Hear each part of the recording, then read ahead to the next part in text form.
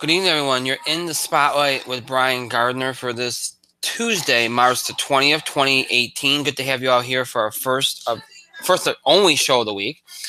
I almost said first of two. We haven't done two shows in a while. We won't do two shows for a while, at least till April. So here we are, our first and only show of the week. We have a lot to do. So as always, to start us off, let me remind you all of the ways in which you can interact and contribute to our show. Have your voice heard by emailing us at itspotlight411@gmail.com. You can also follow us and tweet us at itspotlight411. Remember, hashtag itspotlight411. Use that when you're tweeting about our show or tweeting at us or any of that kind of stuff. Make sure you do that. And of course, you can find us on Facebook. Just search for In the Spotlight 411 on Facebook and make sure that you like us, or like our page, and follow us. So we have a lot to do. We obviously have to talk about the crazy first weekend of the NCAA tournament, an unbelievable first weekend. And we'll talk about all that. Look ahead to the Sweet 16. We'll talk about how our brackets are doing. Probably not well, like most people's. We'll do all that. We got our usual stuff too, box office beat, TV highlights, which won't be very long. Again, we have so many other things to do. That's what happens in March. We have too much other stuff going on, so we kind of have to cut down some of the other things. But we also have some wrestling stuff to get to, including the big news today about Daniel Bryan, which came out late this afternoon and just took, it was crazy on Twitter. It took the wrestling world by storm. It was a complete shock. Nobody saw it. Well, I'm not going to say nobody saw it coming, but it was looking more and more real over the last maybe couple of weeks, but still a complete shock. We'll talk about that and all the other big WWE news, including AJ Styles' injury and all that kind of stuff. We'll talk about all that here on the show tonight. So we got a very big show tonight. Lots to do, which is always fun, but also kind of, worrisome because we got to get to things in a timely fashion. So we got a lot to do. As we wait for my co-host Mike to start us to come on tonight, I'll do what I always do, which is start with some of the segments that he can't really offer a lot of. So what we'll do is we'll start with entertainment. We'll do the box office stuff, get that out of the way. And then we'll jump and do some of the other things. And we'll leave the tournament stuff for last because there's a lot of stuff to mine through, a lot of things to talk about and get into with the NCAA tournament tonight. So we'll do all that, have some fun with that, and start again in entertainment. But first, let me quickly discuss something really, really fast because a lot of people have been asking me. Look, anybody has listened to us or watched us over the years, what we do in March. And what we do in March is we have one show a week. It's just the way we do things, okay? And usually in April, we kind of resume having two shows, and pretty much for the entire spring. I don't know what the schedule is going to be like come April yet. I do not know. We're still getting everything with the new baby and everything going, and we're still adjusting. So a lot's going to depend on where we're at with everything. I don't usually let personal stuff get in the way of the show, but at the same time, this is kind of a different personal thing. And I want to take our time. And I want to make sure that when I do this, sit down and do this show, that I can get my full attention and not be divided. And right now, it's easy to do one show as opposed to two. And that's why, I'm kind of glad we hit March because it means I'm not really hurting the show too much by doing it this way. So, bear with us. We'll let you all know what the schedule is going to be like, what changes we make, if any, all that kind of stuff. Right now, one show this week, that being tonight, one show next week, that being next Tuesday. And I would think the week after we'll do one show, even though that's April. I think we'll do one show because usually once we get beyond the Sweet 16 and the Elite Eight, we usually go back to two. But we're gonna keep this until at least the first week of April, the week after Easter, and then we'll look at things and see where we're at. So at least for the next 2 weeks, we'll only be doing one show. So bear that in mind. After that, we'll look at things, we'll see where we're at, and then go forward. That's what we'll do. So just want to give you all an update on that and what things are looking like over these next few weeks as far as the schedule goes. So keep that in mind. A lot of people asked me about some of the changes that we were going to make prior to me having the baby and all the other things I was talking about doing. Obviously, those got put on the back burner. I don't know what's going to happen with some things. I know some things I still want to implement. But again, a lot's up in the air right now as we try to kind of explore and kind of figure out our way through this uncharted territory. I mean, being a new father, being new parents. So be patient. We'll get there. We'll figure things out. Everything will fall into place. But right now, it's just about adjusting and getting things and really just making this as easy as we all possibly can. So just bear with us. Again, we haven't forgotten about anything. Everything will still happen. This might take a little bit longer than we all anticipated. So this, just something that we had. I feel like we had to address. So outside of that, nothing else. I got nothing else. I just wanted to throw out that at the beginning of the show. So with that in mind, let's get to work. Let's get going. Again, as I said, we're going to start entertainment. We're going to do a really quick box office beat. Because really, same song this weekend, really at the box office being sung, the same song. And that is Black Panther is the #1 movie in the country in the country for the 5th straight week. I think the last time this happened was Avatar. Is this a shock? Yeah, it's a shock. It's a definite shock because in its 5th week, even if obviously we didn't think it'd drop off too much, but you thought Tomb Raider had enough juice to get into #1. It didn't. If Tomb Raider didn't do it, you thought Love, Simon, which was getting great reviews and had a nice fan following and a nice social media following and was well promoted, might have enough juice to surprise and overperform and do great. It really didn't. It's the same story as Wrinkle in Time last week, where you thought, this movie could pull it off, and it didn't. So we're left with Black Panther dropping only another 34%, coming in #1 again with 26.6 million. Tomb Raider debuts in second with 23.6. The big surprise was I Can Only Imagine, the film we talked about last week. The family film we talked about last week, only budgeted at $7 million, made $18 million last weekend in its opening weekend, which is tremendous. A great total. And we've seen this before this time of year. These kind of movies do that, kind of pull in a good number. So smart to release them then, coming in, closing on Easter. And it was a smart time to release that movie, and it paid off. So that one was the surprise. That movie actually did what I thought Love, Simon could do, and so it's interesting. A Wrinkle in Time dropped from 2nd to 4th, 16.2 million, a 50% drop off. Not too shocking given how the film opened, and given it was going to be front row anyway, a family film, my kids. And as I mentioned, the aforementioned Love, Simon came in 5th in its first weekend with 11.7, which isn't terrible. It's a $17 million budgeted movie. It's not terrible, but not great. It could have done better. Could have done worse. Could have done better. It is what it is. But, still not bad. Not bad. Game Night came in 6th place, dropping from 5th, 5.6 million, 28% drop off, which is not bad for its 4th week. And then you had Peter Rabbit dropping from 6th to 7th with 5.2 million, 23% drop off. That movie's probably going to continue to drop off at that rate, about 20, 25% each week. As you get close to Easter, it might get maybe a smidge of a boost because it's going to probably hang around long enough to be around there, which is good for that film. But yeah, that's probably what you're looking at with that one, about 20, 25% each week. Because as you get close to Easter, more people will be picking it up and seeing it. So, and that's it for the movies over 5 million.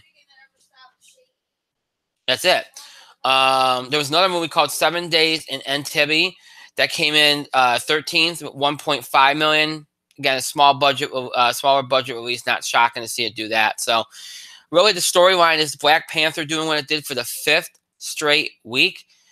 Tomb Raider performing well under expectation. I think most people would expect a Tomb Raider to get to 30 million. Now, it's a $94 million budget. It's made 130.6 million. It's made 105 million overseas.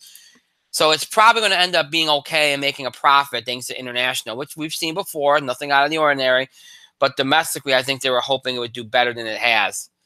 So that is a disappointment for them on that end.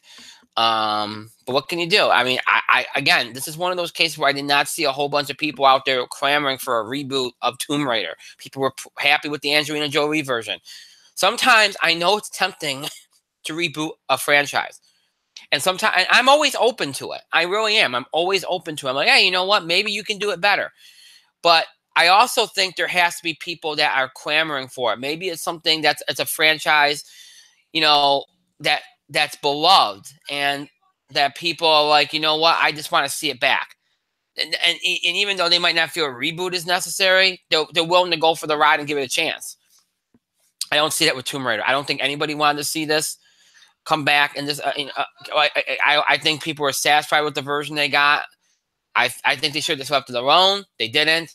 And you reap what you sow. So, but yeah, obviously Tomb Raider not doing so well is a big story. I can only imagine overperforming a story as well. Love, Simon.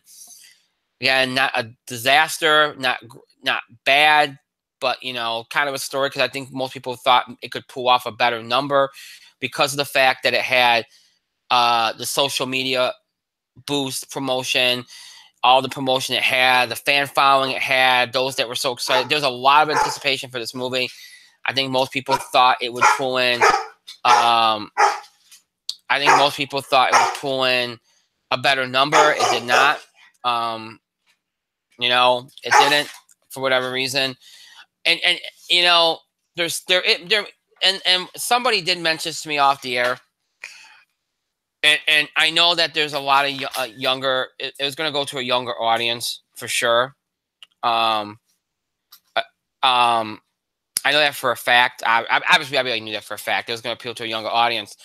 You know, you wonder if maybe pirating was a big issue with this one. I don't know. I highly doubt it, because I think people would have wanted to support the movie. So, but again, it's not bad. It's going to at least break even. It's going to make some kind of profit, so no big deal. But yeah, but that's another story as well. So a couple of little stories coming out of last weekend. The big story, of course, Black Panther continuing to do its thing. We flipped the script to this weekend, where you're going to see 1, 2, 3, 4, 5 notable releases. A couple major, and then a couple on the smaller end. The smallest release is Paul, Apostle of Christ, a drama from Sony Columbia, opening in 1,400 theaters. Obviously a Christian film, PG-13. Not enough theaters to really pull off something big. I mean, on the really high end, you could see it maybe getting to close to 5 million. I would say maybe 2.5 million if you're lucky. And then you have Midnight Sun, a romance film from Open Roads Films, opening in over 2,000 theaters, starring Bella Thorne, Patrick Schwarzenegger. Yes, he's the son of Arnold Schwarzenegger, and Rob Riggle. Been very well promoted. Probably figures to have a good young audience. That'll probably come out for Bella Thorne, and you know. But then look what happened to Love, Simon last week. You thought the younger audience would come out, and they didn't. So with that movie already had come out, and with that movie having come out already, you've wondered if that would hurt the audience for this film, or if the younger audience will come out at all, because it didn't come out for Love, Simon last week. So, so I don't, and probably only around 2,000 theaters. I don't think it'll do huge business. Maybe 5, 6 million, 7 million. So yeah. And then you have the 3 big releases. You have Unsane, a thriller from Bleecker Street, opening wide. There's no theater count on it yet. Starring Claire Foy, Juno Temple, and Jay Farrell. R-rated. I think it's gonna. I mean, I'm just starting to see promotion for it now. I don't expect a lot. Again, I think that one's gonna be under 5 million as well, even though it's gonna get a wide release, maybe 3, 4 million. Probably a flop. Then you have Sherlock Gnomes, an animated film from Paramount, opening in 3,660 theaters. It's already made 2.1 million overseas. It has the voice talents of Johnny Depp, James McAvoy, Emily Blunt, Maggie Smith, Michael Caine, Chiwetel Ejiofor, Mary J. Blige, and Stephen Merchant. $59 million budget, which it should get. Probably make more money overseas than here, but that's okay. You know, you probably figure around 20, maybe a little over 22 million for that one. And then the biggest release is Pacific Rim Uprising, a sci-fi action film from Universal, opening in 3,700 theaters, PG-13. John Boyega is back. Scott Eastwood, Charlie Day. And then, of course, getting a $150 million budget on this one. The first one was a sleeper hit. had quite the fan following. This reminds me a lot of, this is like the pitch perfect of sci-fi action films, where it didn't have a big budget, and it was one of these things that didn't get a lot of attention when it first came out. The first movie came out, got a nice fan following. People really pushed for the sequel. They released the sequel in a prime spot, and now there's high expectations for it. Now, the worry with this film is that there are people out there that really believe that they didn't need to make this film, even though there was a groundswell of support for a sequel. I think as we've gotten closer and closer to that sequel, that reality of having the sequel, people started thinking we didn't need this sequel, which is kind of funny. So you wonder if that will hurt. Still, I think with it's Black Panther's 5th weekend. It's hard to imagine it getting another number one, especially since it's already down at 26 million. Even if it does its usual 25 to 30% as a holdover, that's around 19, 20. Pacific Rim and even Sherlock Gnomes should have enough there to be able to beat Black Panther this weekend. So you're looking at a new number one, most likely Pacific Rim. Maybe Sherlock Gnomes and Pacific Rim really disappoints. Think about Pacific Rim, though. It might disappoint domestically. It will not disappoint internationally. So it's not going to flop overall, but it could flop domestically like so many other movies have. So as we look at this weekend, predicted number one, Pacific Rim Uprising. I'm going to go around 30 or so million. I don't think it's going to make a lot. I just don't think it. The first one didn't.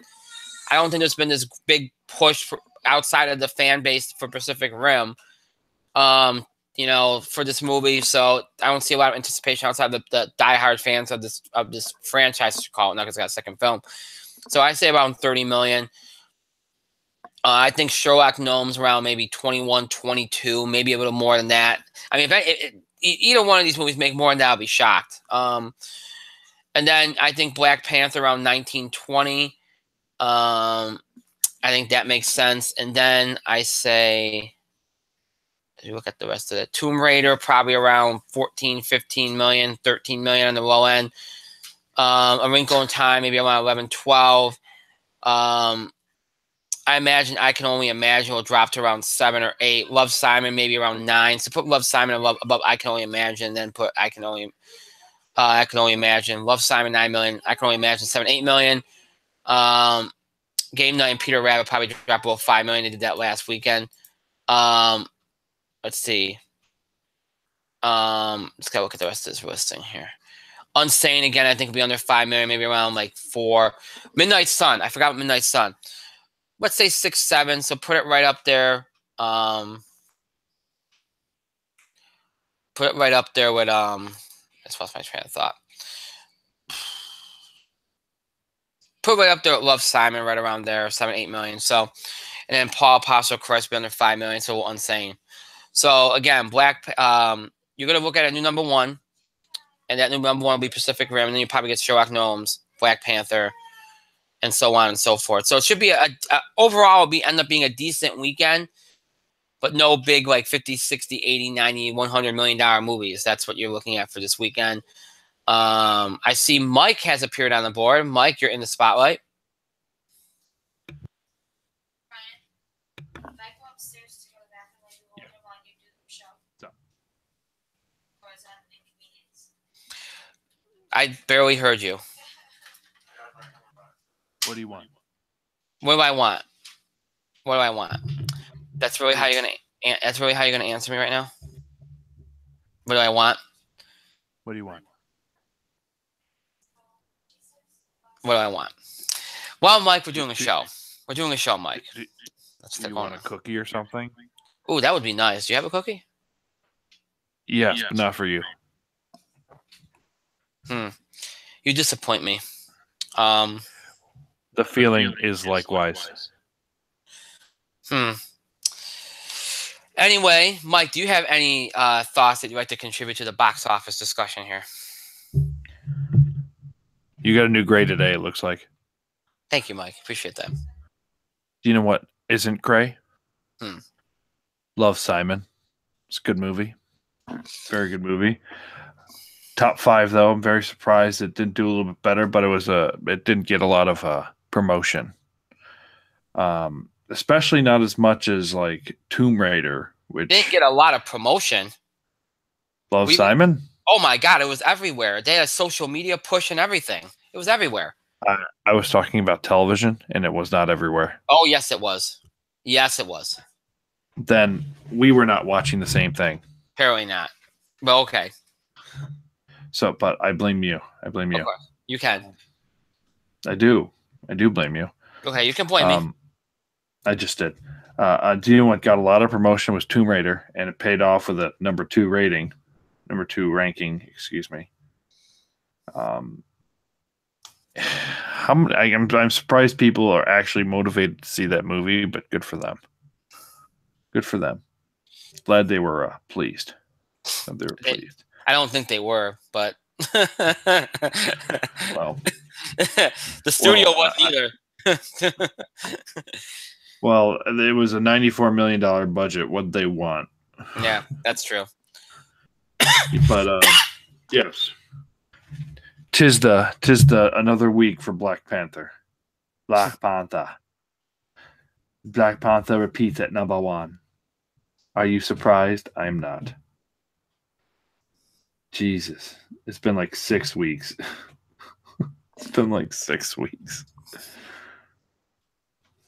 They have a winner.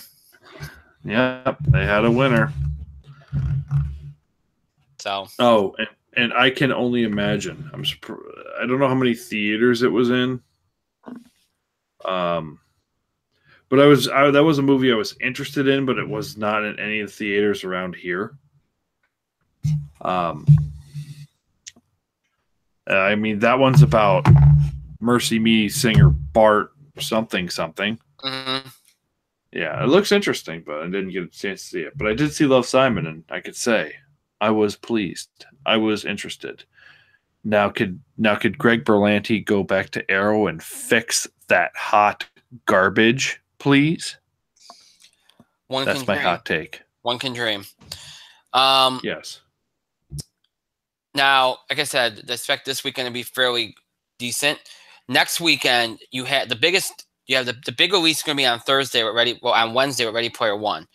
So that's going to be the big release, and that's the one that figures to do the best business. Huge business. It might do the best. I won't do the best business in March. That's Black Panther. But it figures to do the best. Oh, look, my daughter's going to make an appearance, and Justin's holding her. What the hell? You're dropping her off to me? Is that what you're doing? Just let her watch Daddy work. Yeah, it's work. This is a terrifying notion. This is a terrifying Justin holding a child, yes. Yeah, it is. It's almost as terrifying as another Tyler Perry movie opening next weekend. Oh my god! Hold my dear, eater of worlds. Huh? She's doing a funny joke, man. She left. I did. So one. It's my one every month. I get one. It's my one every month. But yeah, Ready Player One will be the big movie next weekend. That one could do very, very good business. And then you have, other than that, next Friday, God's Not Dead, A Light in Darkness, which will probably do well, this time of year. And as I mentioned, a Tyler Perry film, Tyler Perry's Acrimony from Lionsgate will be opening as well. And then after that, we get into April and we start building towards the big one, Avengers Infinity War. And the first week of April will bring 4 new releases, a horror film, A Quiet Place, a drama in the Miracle Season, a thrill in Chappaquiddick, and the movie that I know Mike is looking forward to, Blockers from Universal. I am actually really looking forward to that movie. Yes. Yes. So that comes out on April the 6th. So, some good movies coming out then, and then you got Rampage after that, and then of course Avengers is coming out a week earlier. And if you've seen the trailer, they are selling advance tickets. That one's going to be a big one. So, obviously. So, all right. That's the end of the box office. We'll talk about all those movies along the way over the next couple of weeks. TV highlights, I'm going to be very, very quick because I did watch a lot of things, but I wouldn't recommend a lot of things this week. I really wouldn't. I'm pretty much at my last ends with Walking Dead, pretty much at this point. I think it's just gotten terrible. let's see. I mean, the only DC show I can tolerate right now is Legends of Tomorrow at this point. And rightfully so. I think it's a good show. I think it's been doing really, really well. I like pretty much everything they're doing across the board. So that's pretty much the only DC show that I can watch and enjoy and not like grind my teeth at this point. Shield, Agents of Shield's great, but and I know people are gonna say that's a fan response, but I did bash 2 episodes earlier in the season, so don't get on me. Right now they're in their zone right now where story's moving and that's when they're at their best. So they had a good episode this week. But what I really need to do is I need to catch up on the Fox shows, which I can't watch because of the whole stupid thing with Spectrum. I really need to find a place to watch them because I'm missing Lethal Weapon. I'm missing Gotham. Excuse me. I'm missing more than that. I think there's another Fox show I watched that I'm missing. So yeah, I'm missing some of my shows, but yeah, that's all I got. Again, college basketball was on this week. It was the tournament. I didn't watch a lot, but so I don't have a lot to recommend. Mike, go ahead. I don't really have a lot to recommend either, to be honest with you. But here we go. Let's see, Murdoch Mysteries or Artful Detective Innovation. There was an emotional, really sad episode this week that really took you for a turn, and you know what? I highly recommend it. I highly recommend it all the time. So, yeah. Why are you guys surprised? Legends of Tomorrow. I think I'm caught up on as of last week, but not this week's episode. Good stuff again. I believe next week they're bringing in John Constantine, but this week it was a dark last episode, which was interesting because the darks have been pretty much the focal for Mollis, and they have been so good in this episode. It was about Elvis Presley, Totem, and you know what? It was a really enjoyable episode. I cannot complain. I enjoyed it. It kind of is building up something between Zari and Kid Flash, and complain. It's good stuff. Mm-hmm. I have caught up with Flash actually, which this one was Run Iris Run, and I missed the episode before Run Iris Run, but I saw Run Iris Run, so I'm caught up in that way. And this was kind of like a come down episode because apparently the last episode had Jay Garrick and Jesse Quick along with Flash. So this one, Flash loses his powers to Iris because of a bus meta. Who this one might come into? This one might be very important for the long run. So Flash, if the Team Flash loses this bus meta, they might be fucked. Yeah. It might be fucked. Pretty honest. The bus meta this week was the bus meta this week was the Deus Ex Machina. So spoilers, he's the important one. It's interesting because it kind of showed the shift, and it kind of addressed an issue people have had with Iris this week, where Iris was this intrepid reporter for the first couple seasons. Then she kind of shifted into like mission control and now leaving the thing and just being Barry's girlfriend. And she went from fearless to just being at Star Labs. So this episode kind of addressed that and kind of said I kind of put Iris back on the right path. Excuse me. So you know what? Flash is turning some things around. There was no DeVoe in this episode. There was no DeVoe in this episode. He was kind of mentioned once or 15 times, but he wasn't in the episode proper. So you don't need to worry about. They found the Deus Ex Machina, and they couldn't have him identify with DeVoe yet. But a lot of big things happen in this episode. It's worth watching. So, yeah, I give a brief recommendation to Flash this week. There are a couple new shows that I was interested in that debuted, and I didn't get a chance to see them yet. So I'm going to try to watch them over the next couple days. Taken, I'm not caught up on Taken yet, but the season's interesting. The season's interesting. It's just as intense as the first season, though. Hmm? I will say it's just as intense. So, Okay. that being said, Okay. Black Lightning's really good. Black Lightning had another good episode, but I haven't seen Mondays. I have to watch that But show. Black Lightning is what Arrow wants to be. Oh God. But Black Lightning is what Arrow wants to be. But it's not bogged down with the Felicity bullshit. So I am looking forward to the John Constantine Legends of Tomorrow thing. That's cool. yeah, Constantine is supposed to be a regular next year on He is. Legends of Tomorrow. That's cool. Which is good.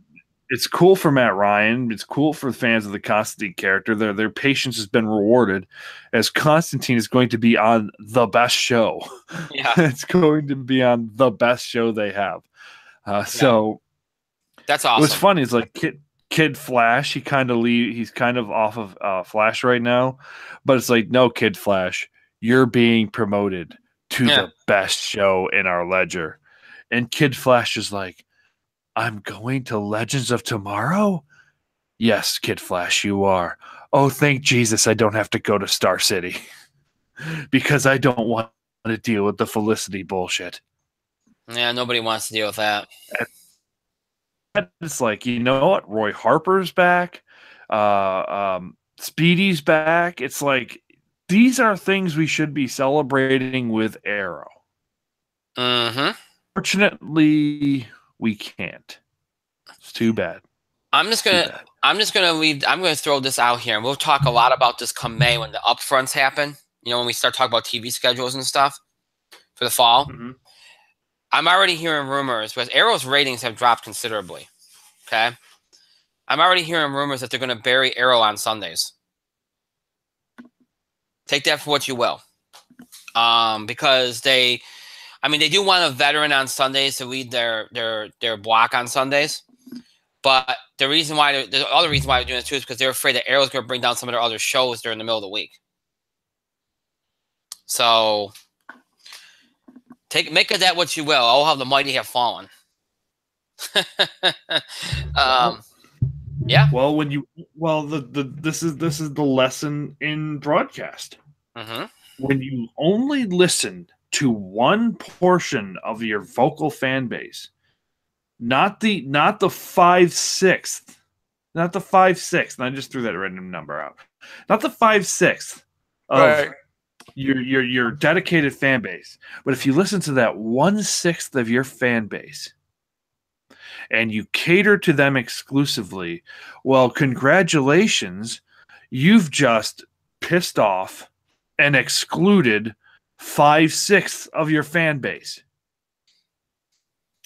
Yeah. Well, there's no surprise your ratings are down significantly because you've only catered to one group, one small, tiny group, one tiny 7-ounce group. I don't know. Justin's there and whatever. I see him.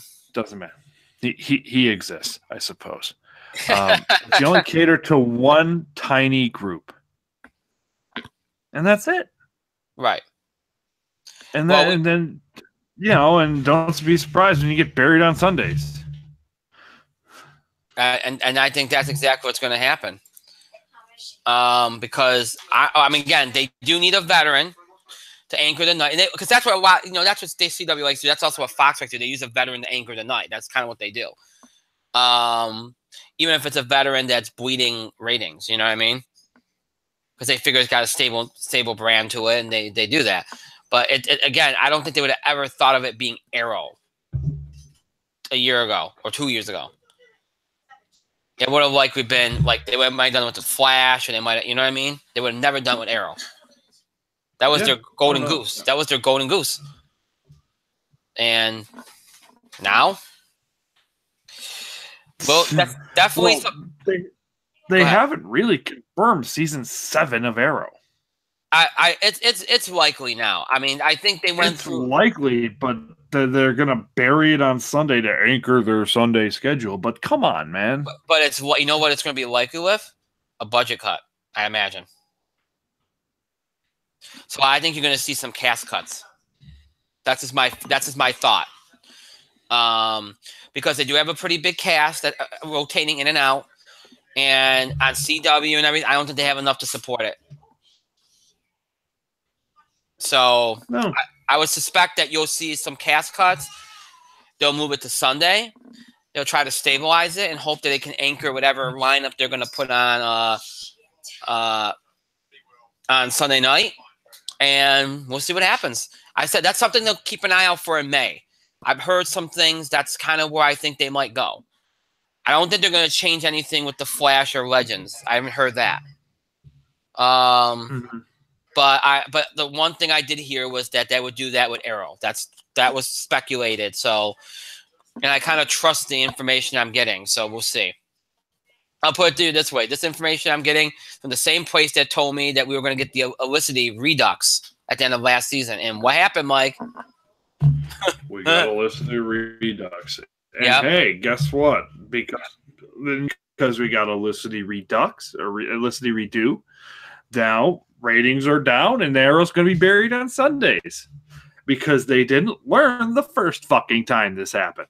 And I'll say this too, because I know we made this a whole Arrow segment thing. That's okay, But here's the thing: I will say this. You know what? It has to happen occasionally. I will say this too. The Olicity thing is it's been the biggest problem for years now, and it is the biggest problem. No doubt about it. I agree 100% with you on that.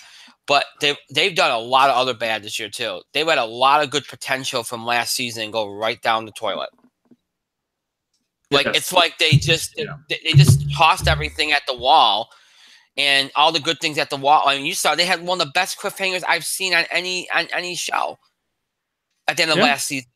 They had a great potential to kind of change the game and change a lot of dynamics and completely turn the show in the canvas upside down in a fresh and cool way, and they completely crapped the bed. Mm-hmm. Really, they did. I mean, that first episode back was a mess. It's like they did. It's like somebody else took over the show, saw the cliffhanger, like, well, I don't like that, and had to dig their way out of it in the most haphazard way possible. That's what happened. Very uneven, very uneven.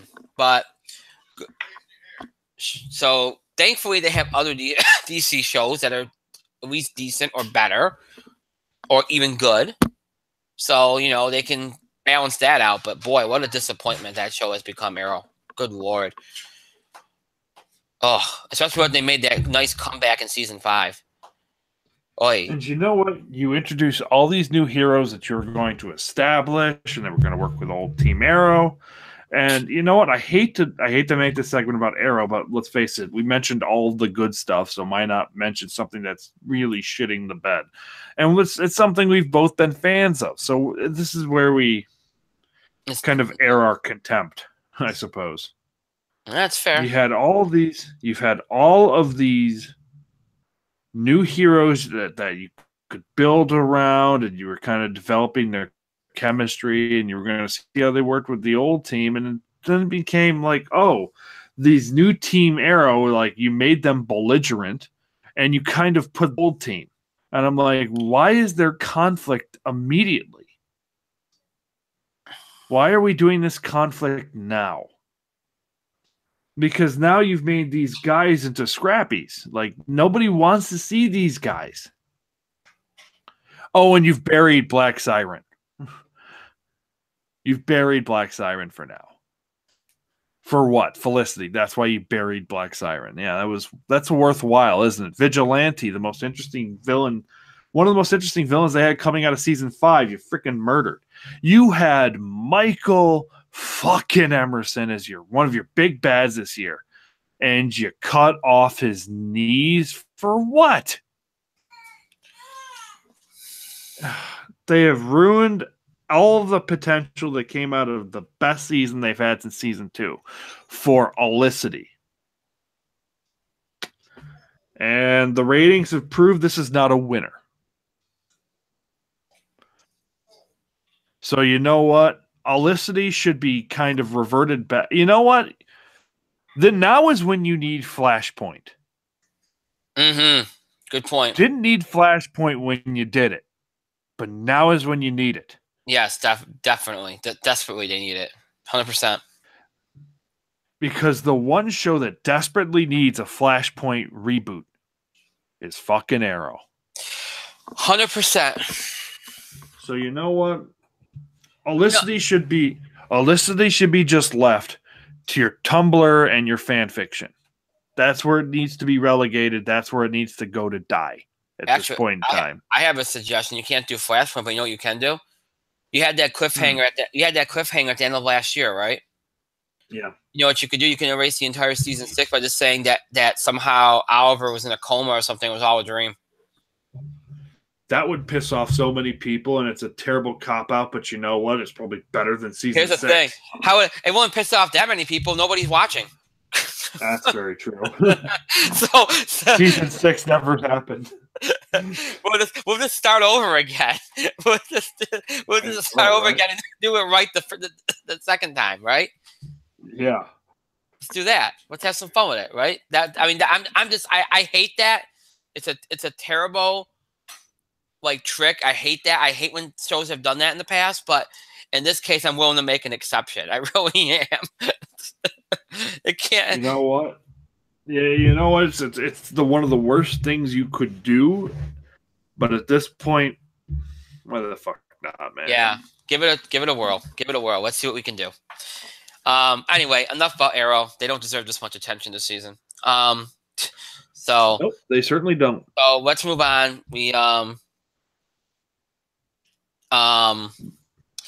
Let's move on. Let's get out. We spent enough time in entertainment. We have some wrestling stuff to get to before we get to the basketball. Obviously, as I mentioned earlier, the big breaking news of Daniel Bryan coming back, getting cleared, which apparently has been in the works for a few weeks. I guess from reports, it was a discussion at Raw last night. Apparently, most people at Raw backstage knew last night that he was cleared. He might have been officially cleared yesterday morning, although I guess in the last couple of weeks, it had become a reality. It had become almost accepted that he was going to get cleared before WrestleMania over the last few weeks. You know, I guess he went to Dr. Maroon. He said, what do I have to do to get cleared? Dr. Maroon gave him a list of doctors. They have to clear him. Those doctors cleared him.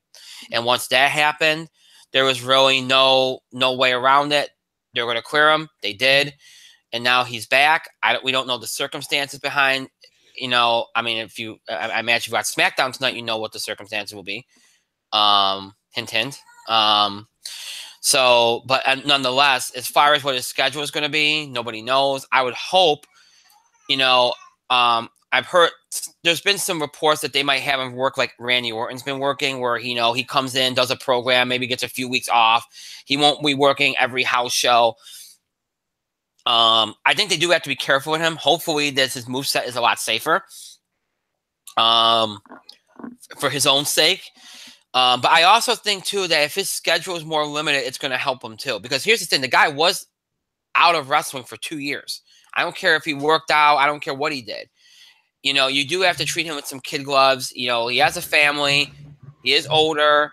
You could still maximize Daniel Bryan by making him a little bit more. You can be more selective in how you use him. There's a lot of big matches you can do with him. Save him for those big matches. And I'm just going to say this now because I think we all know. We kind of assume where we think he's going to go. It's probably going to be a tag match with Shane McMahon, Kevin Owens, and Sami Zayn. That's probably where he's going to end up. But boy, there's a part of me that wishes we could get Miz out of his program on Raw just to see Miz and Daniel Bryan at WrestleMania. Because that match has been there. We wanted it for ever since that Talking Smack promo. I want that match, and I would love to have that match. That I'm kind of like, I'm sure I'm not the only one, right, Mike? It's pretty much Daniel Bryan's. If he does Daniel Bryan, he won't say that. No, he won't. It's Daniel Bryan's best match. It's Daniel Bryan's best story match, and it's literally Daniel Bryan's best match where he doesn't have to get injured. Because, again, this is something we've been saying for years. Miz works the WWE style, quote-unquote WWE style, which means Miz is safe. Mm-hmm. And for Daniel Bryan, and look, it has been fantastic news. The dude was cleared today. Like, The only thing of SmackDown I saw was a clip from his promo that he gave at the beginning of the show where he was crying in the ring like, this is what I've been fighting for 2.5 years. And that's great, but it's been what we said all along. He needs to take a couple things out of his moveset. He's Daniel Bryan. He doesn't need them. The flying headbutt and that suicide dive, Daniel Bryan doesn't freaking need at all because he's Daniel Bryan. People are going to cheer him regardless. Mm-hmm. And he needs to work safer. Much safer. He can't go balls to the wall. But again, Miz is his best match storyline-wise and safety-wise, but let's face it, if you ask Daniel Bryan, who's the one guy he wants to wrestle more than anybody else? Do you know that? And the feeling's mutual, by the way. Right. Do you know who the guy is? Who is the one guy Daniel Bryan wants to wrestle, Brian? Shinsuke Nakamura. Shinsuke Nakamura. It's the whole reason why Nakamura's in WWE, too. He wanted to wrestle Daniel Bryan. Well, we'll see what AJ Styles is doing for WrestleMania. But let's be clear here. Nakamura versus Bryan's a match that's going to happen maybe at SummerSlam. Yeah, I think that's a given at this point. Because I think they're going to get through all that. They have to kind of work him out of the management thing first. And then, he comes back into being an active competitor, and then you go from there. That's kind of what they're going to do. And I think it's abundantly clear. I just saw what they did, and wow. Super heel heat, Mike. Super heel heat. What did Kevin Owens do? Oh, a lot. Well, I saw it. I'm just watching a GIF of Daniel Bryan attacking both of them, so I don't know. Yeah, but they got the upper hand big time. Yeah. Oh, yeah, there it is. There it is. Yep. You see what I mean? Now Daniel Bryan has to retire again. Well, that heel heat would stay with them for a long, long time now, wouldn't it? all I'm going to say is Sami Zayn's eating the pin at WrestleMania. That's true. Well, I told you that. I already told you that, but anyway, so we got that big news. Again, we've been talking for the last couple of months. It's been becoming more and more reality. It looked like, again, I don't think any of us ever thought we'd get to this. But in the last couple months, it wouldn't go away. You heard people, it was being talked about. He had gotten so many doctors to support his thought that he could come back. Now, the question I've heard a lot of people talk about today was, well, his contract's up in September. Does this definitely mean he's going to stay? I think it does. His wife's in the company. They give up. I mean, he's so embedded in this company that I don't think he'd want to leave. They give him the best support. They give him the best, financial support, the best medical he could probably get. He's going to make the most money here. And if they're letting him wrestle, why should he care? Why should he go anywhere else? And look, let's be honest. A lot of the people he wants to face are in the company right now. I mean, is there a few people outside WWE that he'd like to face? I'm sure, but they might end up in WWE at some point. So why wait? Why leave right now? He can face Shinsuke Nakamura. He can face AJ Styles. He can face Kevin Owens, Sami Zayn. Go over to Raw and face some of the guys over there like Samoa Joe. You can go back to Cena again because I think Cena won another match with Daniel Bryan. Hell, if Braun Strowman goes heel again, you could do that match just to see what comes of it if you want to. A lot of things you can do with Daniel Bryan. Daniel Bryan Miz, we talked about that earlier. A lot of things you can do. So there's no reason for him to really pack it up and leave. I do think, though, there's a high, very, very, very high likelihood that I don't think he signs a multi-year deal. I think he signs I think from now on he'll just sign one-year deals.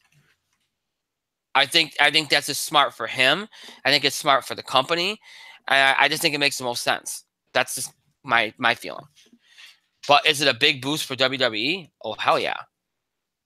And you're going to add this guy probably to the WrestleMania. Actually, no, probably. He's going to be on the WrestleMania card. And just think about that WrestleMania card this year. I mean, I know you got Roman Reigns and Brock Lesnar, and everybody's like, oh, okay. But you got, AJ Styles and Nakamura. You got Ronda Rousey's debut. You got Daniel Bryan's return. Undertaker's return versus John Cena. You got, just think of what you got on that card. They're gonna that's gonna be a huge drawing event this year.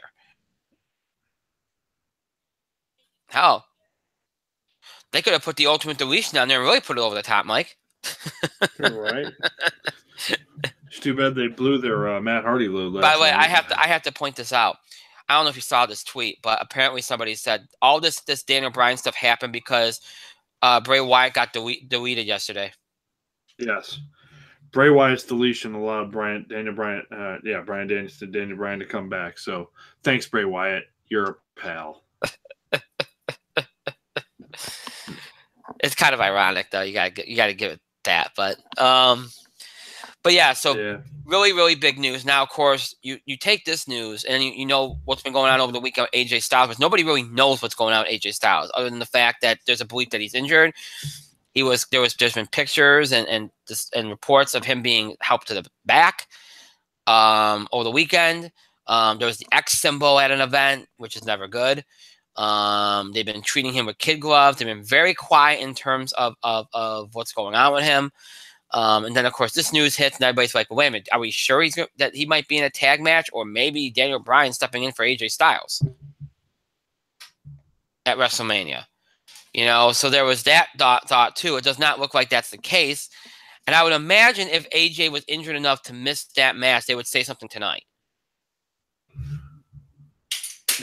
Because let's be honest here, if they're going to try to, maneuver this and replace him in that match, you would think they'd do it tonight so that that gives him an extra week to build it up.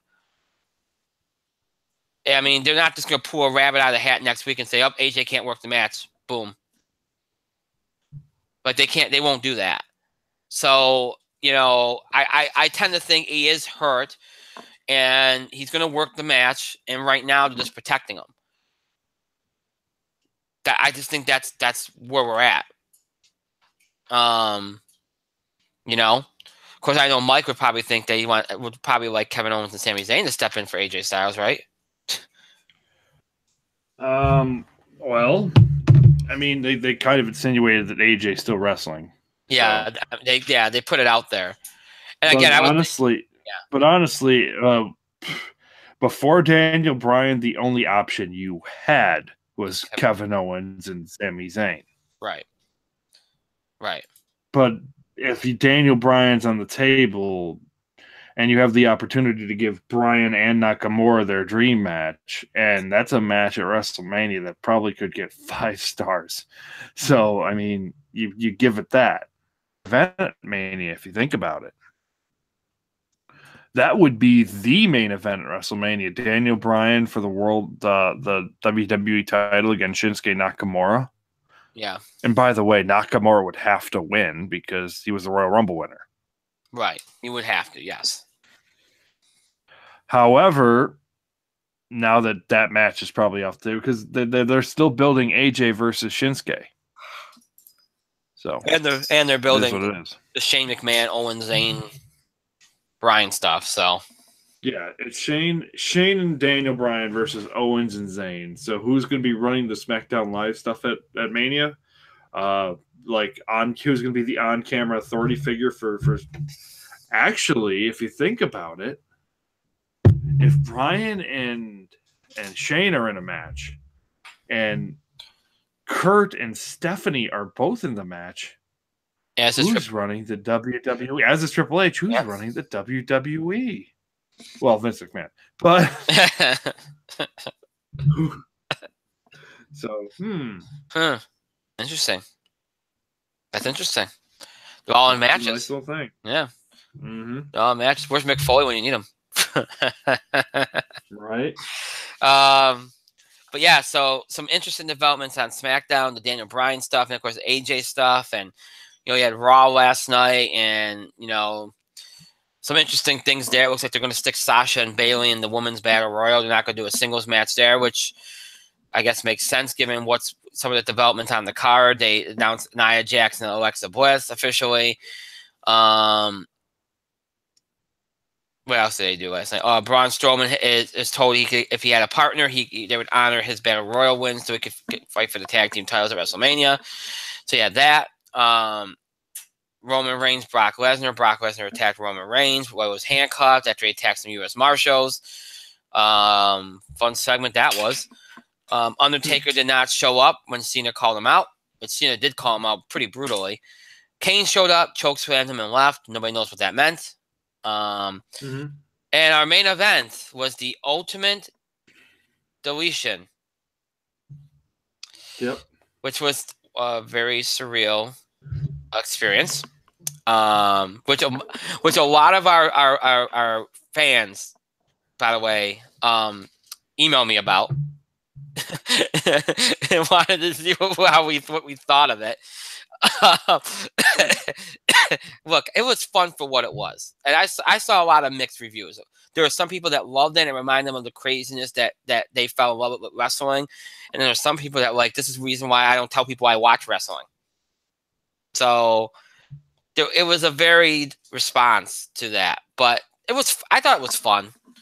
My favorite part was the lawnmower part. I thought that was hysterical, but and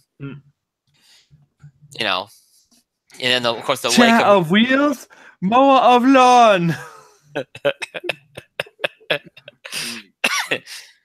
And of course the lake of reincarnation. Lake of reincarnation. Oh my god. Now a lot of it was made of what Michael Cole said before that segment. I don't know if you caught it, where he apparently apologized to viewers for what they were about to see, and it's called it obnoxious. And a lot of people thought that was in bad form because that kind of is like an automatic, hey, turn this segment off, it's crap. And a lot of people thought that was Vince's way of taking a dig at Matt Hardy because this is all Matt Hardy's creation. And you know how Vince doesn't like when other people get over on their own. It's true. So a lot of people wondered if that was Vince talking through Michael Cole. Probably was.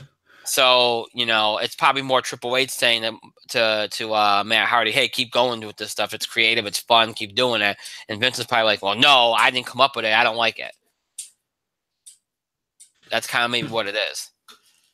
So, but there was a particular tweet that I saw last night that I thought was really, really good. And it was that Ultimate Deletion match gave Bray Wyatt more character development than he's had in years. And he needed it. He did. He needed it. You're absolutely right.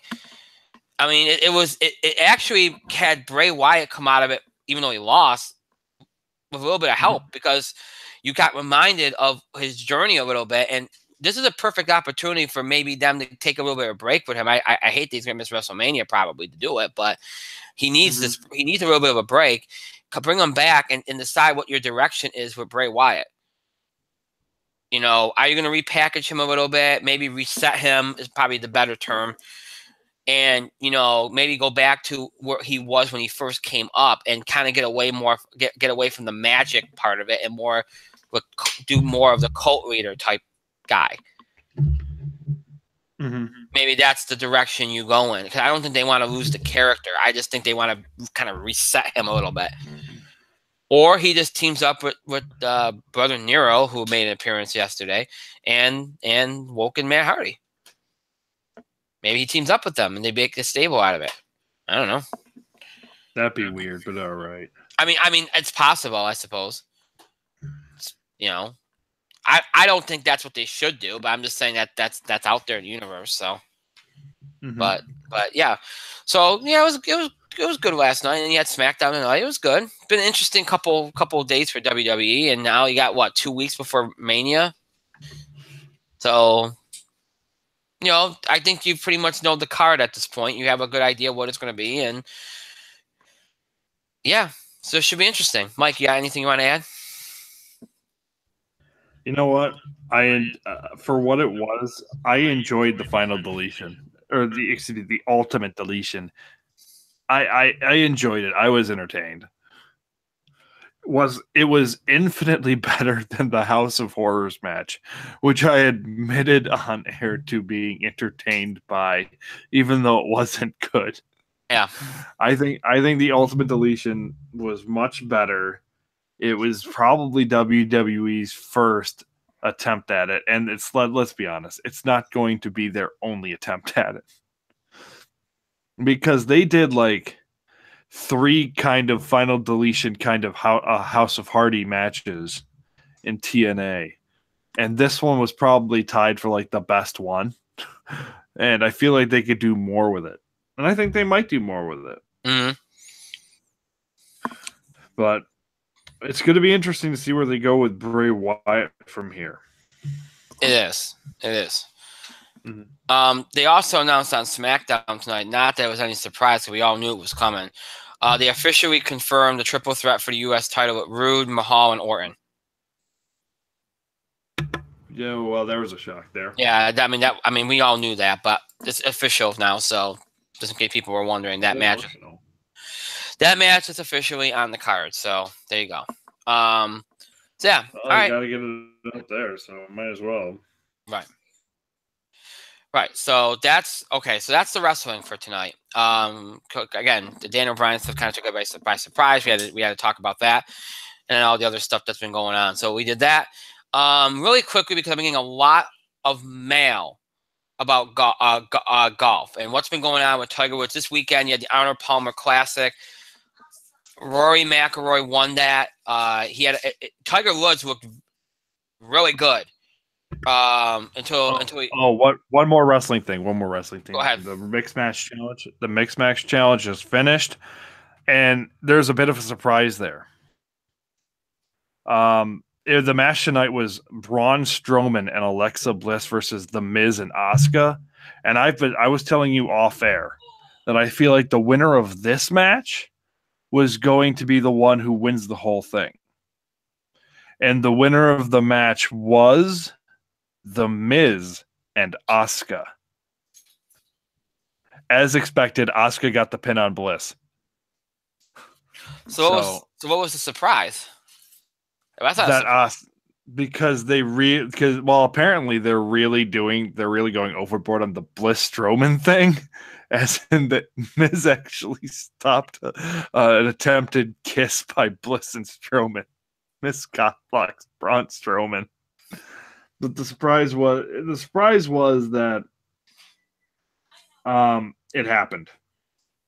So we're gonna find out who's gonna wrestle next week.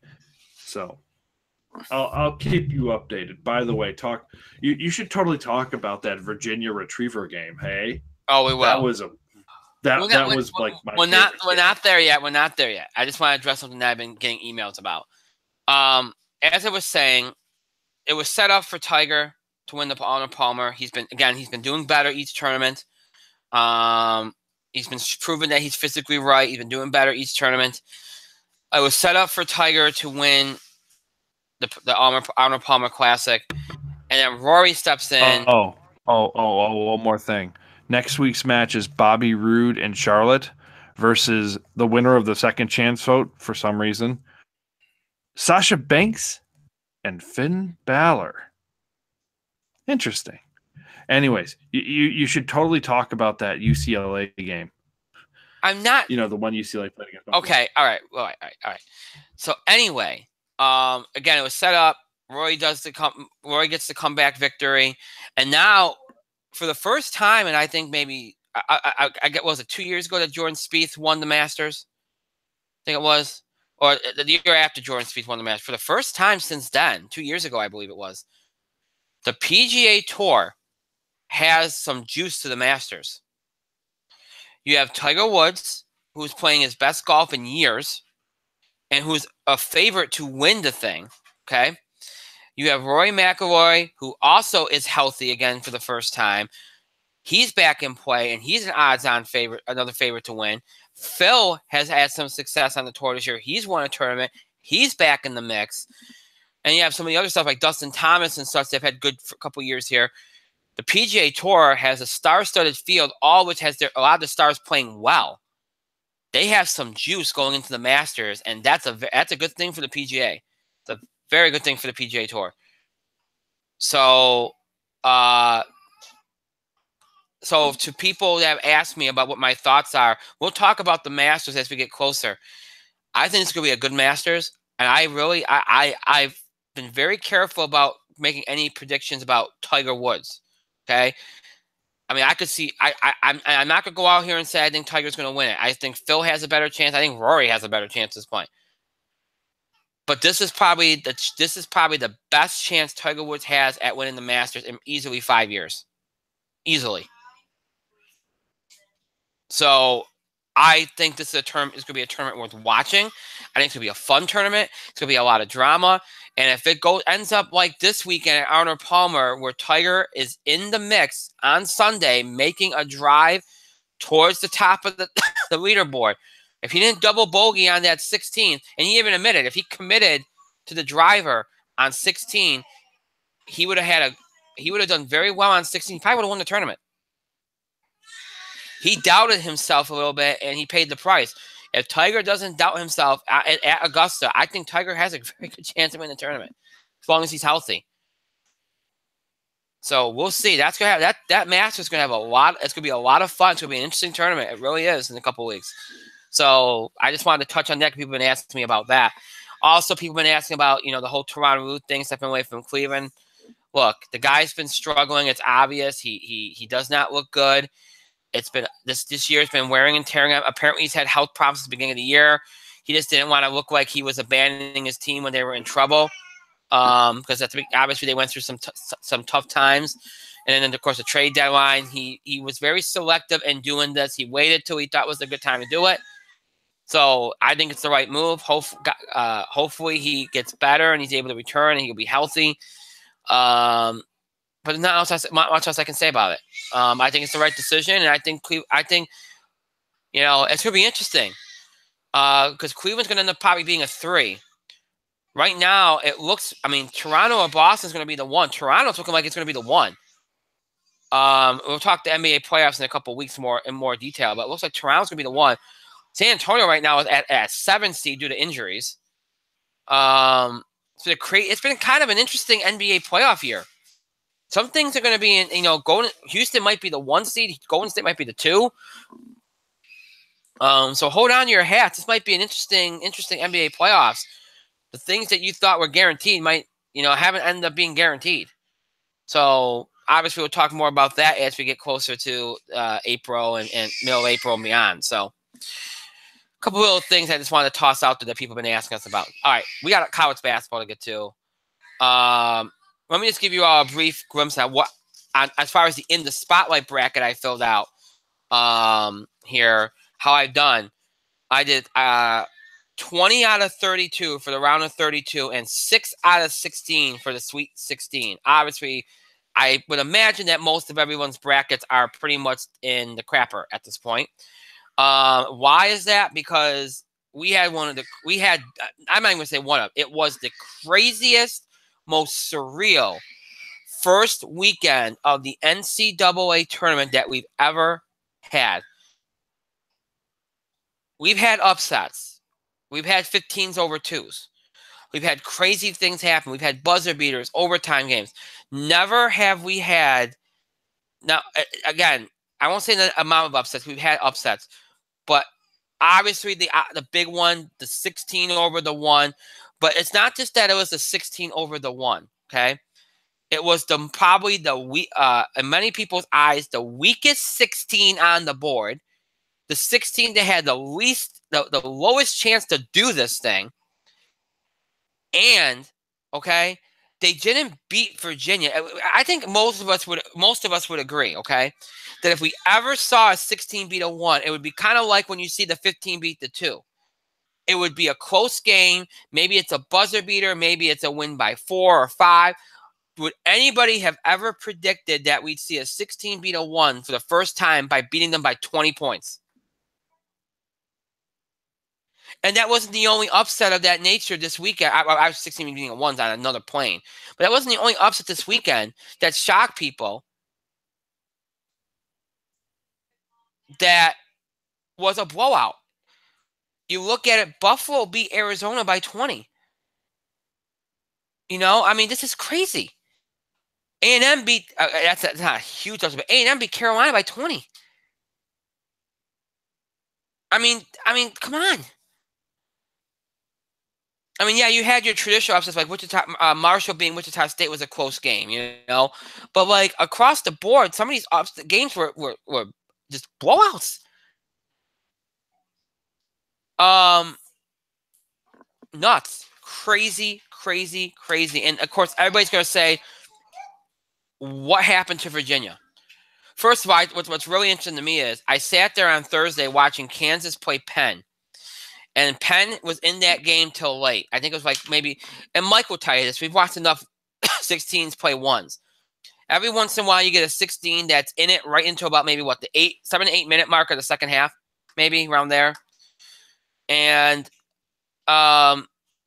you know, then they run out of gas and then they get blown out of the building. You know, one good example was Albany-UConn years ago. Albany had UConn like right there, and then they just petered out, and that was it. And that was what happened, kind of what happened with Penn and Kansas. Penn had played a great game against Kansas, and then just ran out of gas. That didn't happen. So you know, I was watching that Kansas Penn game on Thursday, and I was thinking about that. I'm like, boy, you know what? For a 16 to beat a 1, they have to be in good condition. But a lot of these 16 teams are not in good condition. But I'm like, you know what? Maybe they need to play a team that's slow, methodical, maybe defensive oriented. Now, again, we've seen that with teams. We've seen defensive oriented teams as one season. They've been able to get by. But then I started thinking, and I'm not even saying this because Virginia lost. Okay, I sat there thinking about this. And I said to myself, boy, Virginia is a prime candidate for a 16-1 upset, especially with one of their best scorer being injured and out, because they struggle for offense when they have everybody. Now they don't have their best offensive player, and they find that out maybe 2 or 3 days before the tournament starts, which messes with you mentally. And when you look at So you know, so you look at Virginia like this is a prime candidate because they rely heavily on being able to keep a team under 60 points. If they can't do that, then they're in danger of losing that basketball game. And that's exactly what happened. They weren't able to keep them over 60 points. Their defense basically gave up in the second half. And, you know, Virginia just wasn't Virginia. They looked broken before the game even started, but as the game went on, they were more and more broken. Now, I was even saying this during the game on Thursday. On Friday, I'm sorry. I said, you know, if this happens, there's going to be some people that put an asterisk next to it. Because they're going to say, well, you know, if Hunter was there, you know, if they had their top scorer, you know, this wouldn't have happened. This wouldn't have happened. Let's be honest here, folks. Let's be honest here. We've seen teams, 1 seeds, 2 seeds, whatever, enter this tournament without their best player or players and not lose in the first game against a team that's a 16, 15, 14, whatever. We've seen that. It's not an excuse. And the way Virginia plays, we said they're offensively inept. Okay? They don't score points. They're not a good offensive team. They never have been and never going to be. That's the way they play. They're more defensive oriented. We know that. But based on the way Virginia plays, not having their best scorer is not an excuse to lose the basketball game. And it doesn't impact them as much as, say, if they lost, you know, again, I mean, it doesn't affect them as much as it would on the team. When they're defensive oriented. And they all buy into that system. They're all great defenders. That's not you cannot asterisk this loss. You can't. You cannot.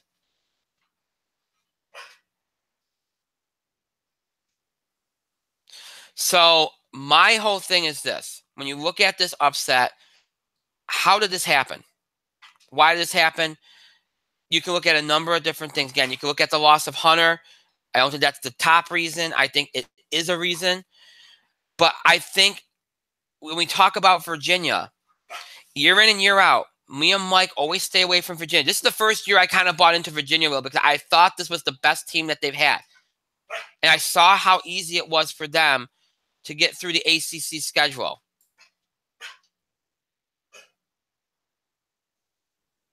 And I thought, you know what? They were primed. They were prepared. They had tough competition.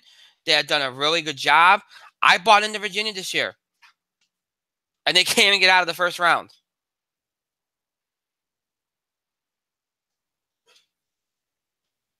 They can't even get out of the first round. But how many times have we sat here and said this about Virginia? They're not a team that does well in this tournament. They're just not. They're not built for it. You have to be able to score the basketball in this tournament. You could have the best defense. That's great. But if you can't score the basketball, you're not going to win. Eventually, that's going to come at you. And weaknesses always come at you, but that's a pretty glaring weakness. Over the years, we've seen teams that try to play this kind of style Virginia plays. Defense first. Shut them down. Keep them under 60. Efficient offense. Get the most out of your shots. Go to the end of the shot clock. Take the shot. Take good shots. Blah, blah, blah. We've seen Pitt do it. We've seen UCLA do it. We've seen 1 year Notre Dame did it because of injuries. We've seen, again, Virginia do it for how many years now? How many of those teams have won a championship?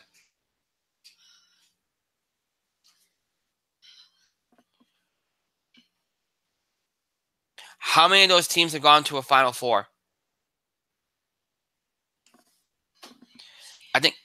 I think maybe one has.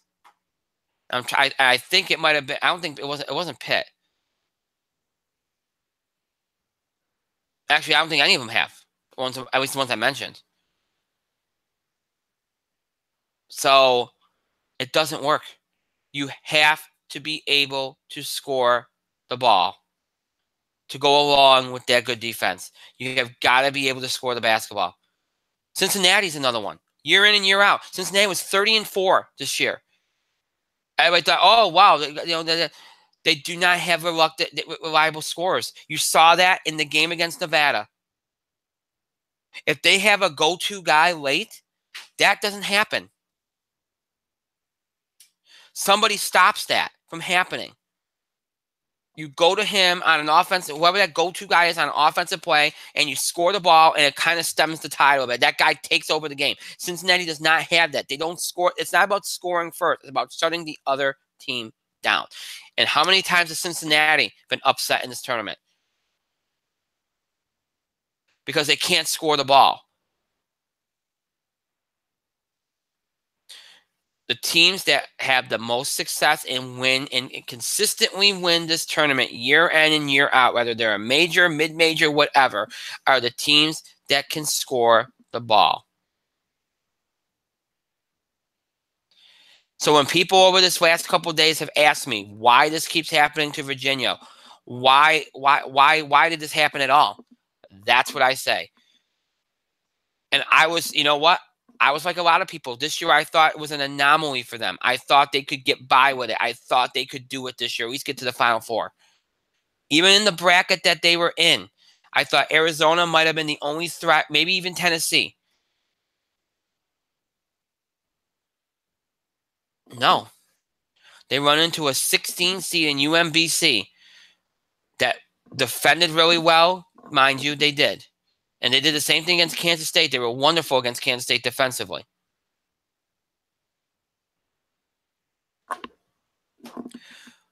But the biggest thing in that game, and I don't want to take anything away from UMBC, they earned that win against Virginia. They earned that win. But if you watch the end of that game, Virginia gave up. They let it all go. somewhere along the way, they just kind of dejectedly threw their hands up and said, you know what? It ain't working. It ain't going to happen. We don't have enough. And by enough, I mean we don't have enough offense. It's too big a hole. Once it gets beyond 8, 10 points with Virginia, they don't know what to do because it takes them out of their comfort zone. It speeds things up. They realize they have to score quick. They cannot take their time of possessions, and then they become a different team entirely. It's not their identity. A couple years ago against Syracuse in the Elite Eight, the farthest that Virginia's gotten during this stretch. Syracuse makes that big comeback. All of a sudden, Virginia was once up big. Now they're down big. They can't make a comeback. They're broken. They're shell-shocked. They don't know what to do. On top of Syracuse speeding them up, they're also in an offensive hole. They're in a big deficit late. They're not used to that.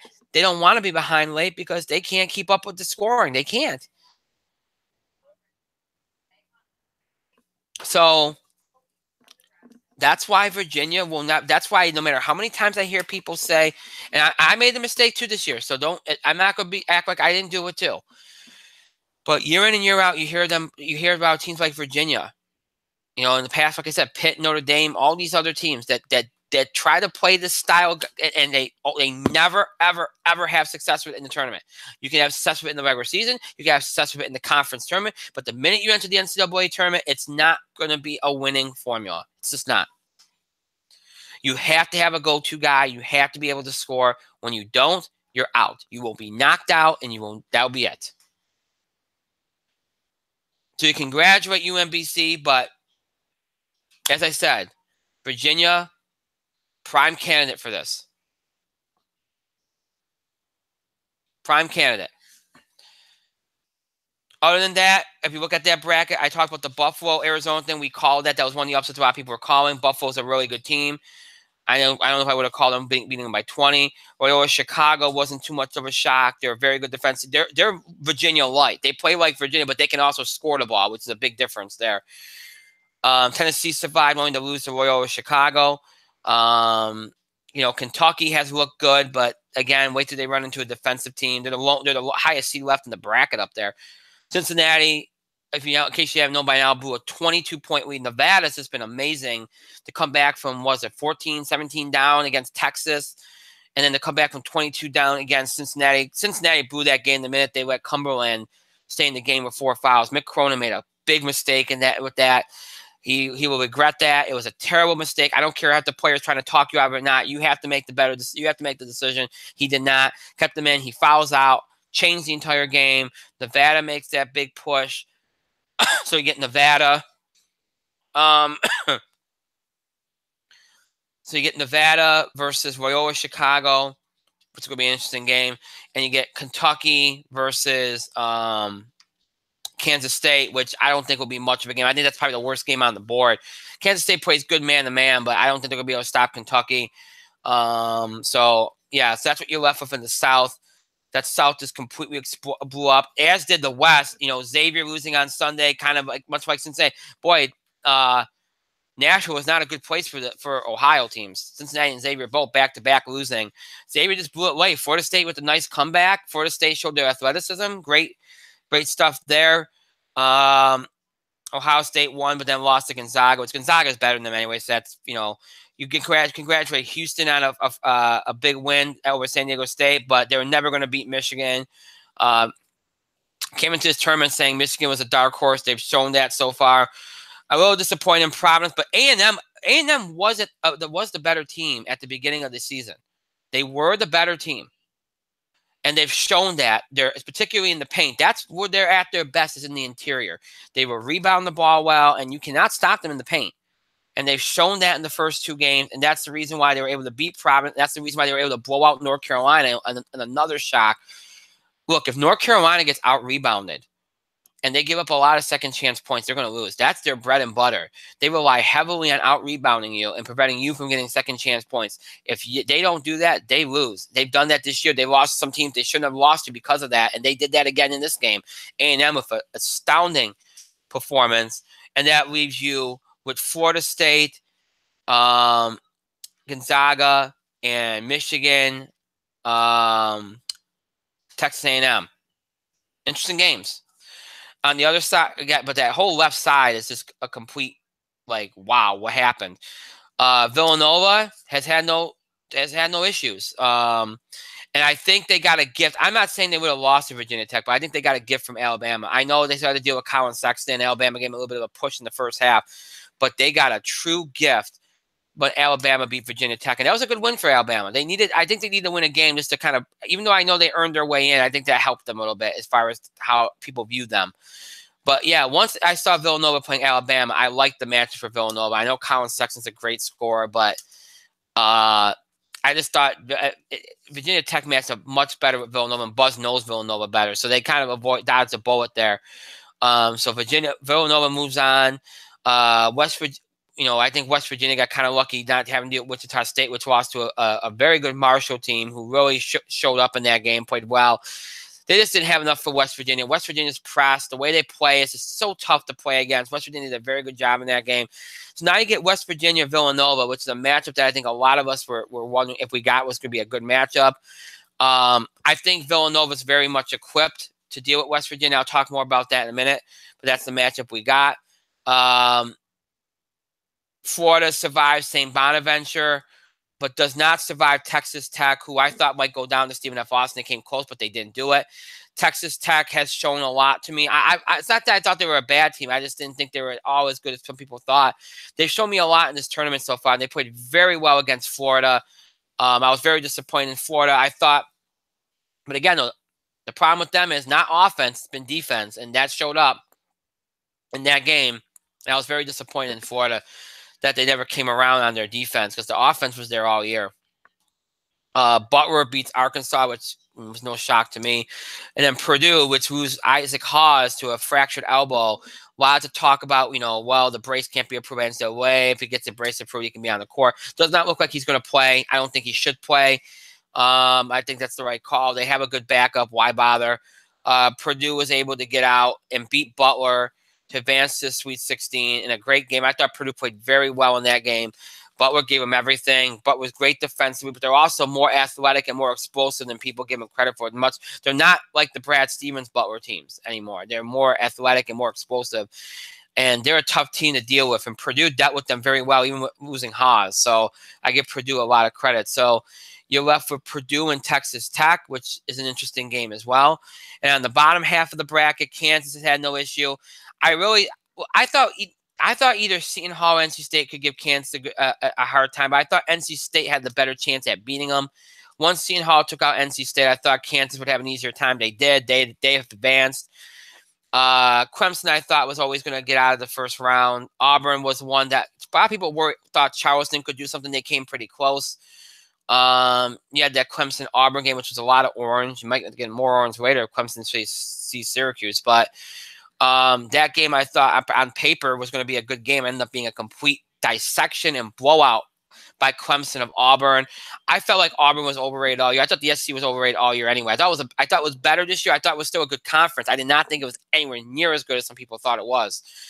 And that's why I wasn't surprised to see Auburn get beat. I didn't think they could be beat that badly, but I thought they could be beaten substantially or convincingly, and more than convincingly in this game. They were destroyed in this game by Clemson, who just made a dominant statement in that game. And Clemson goes on to play Kansas in a game that, a week or so ago, I would have said it's not interesting, would be a blowout because Clemson's had these injuries and they haven't looked the same. Well, go figure. They've looked very good here in the first two games of this tournament. I think they're going to give Kansas a game. On the bottom half of the bracket, I felt like if Syracuse beat Arizona State, I thought they'd beat TCU, even though Jamie Dixon gives Jim Boeheim fits. I thought they could get out. As long as they could get out on the three-point shooters, I thought they could hold them down. They did. They get out and beat TCU. And then they go and do something against all odds, and I mean that wholeheartedly. When you have the foul trouble that they've had, and the officiating in a lot of these games have been terrible, particularly in that game. When you have the foul trouble that Syracuse had, only playing 7 guys, and both your centers being in foul trouble, and one of your other post guys being in foul trouble, then your point guard fouls out with 7 minutes left. You have to essentially play a guy that was a walk-on at the start of the year who then became a scholarship player but with barely any playing time. When you're in that kind of situation against a team that many people thought as a 3 could have still made a case to be a number 1 seed, and you somehow win that game when you can't buy a basket to save your life most of the time. That's an incredible job. It's Jim Boeheim's best coaching job. Incredible performance by Syracuse. Michigan State, I don't know what happened. Michigan State, and I know Mike's going to probably say, well, Michigan State, they disappoint you every year. There was a point where Tom Izzo and Michigan State were a team that you didn't want to see in the tournament. Tom Izzo was considered one of the best tournament coaches out there. And somewhere along the way, that got lost. Michigan State this year never realized their potential. From the start of the season, everybody thought they were guaranteed to be a Final Four team, guaranteed to be a championship, more than likely be a championship team. They had the talent, they had the depth, they had inside, outside, they had everything you could want. They were right next to Villanova. They had everything you could want. And they just never realized their full potential. It never came together for them. Some people want to make a point about the distractions and all the scandals. I don't know what it is. I thought it started even before all that. They just never looked like they should look. And I don't want to take anything away from Syracuse. I think they earned it. But, boy, I think Michigan State helped them out a lot. They took some bad shots. Some shots didn't fall, granted. But I just, for whatever reason, they just never looked the same this year. And they didn't play well in that game. But you give Syracuse credit. They held all three of their opponents in this tournament under 60 points. So they're kind of doing what Virginia would do, just with a zone. So Syracuse advances past Michigan State. They're in the Sweet 16. Duke gets up past Iona pretty easily. Rhode Island beats Oklahoma in a very good game. Trey Young just, had a good game. I thought he tried to get more people involved. It was an improvement, but just not enough. You get Rhode Island, Duke. Duke gets past Rhode Island easily. So now you got Duke and Syracuse. And, of course, you got Cranston and Clemson. So, interesting what we got here left on the board. Before I go into previewing the Sweet 16 and the Elite Eight and talk about all that, I want to throw to Mike, get his thoughts on the craziness that was this weekend. Mike?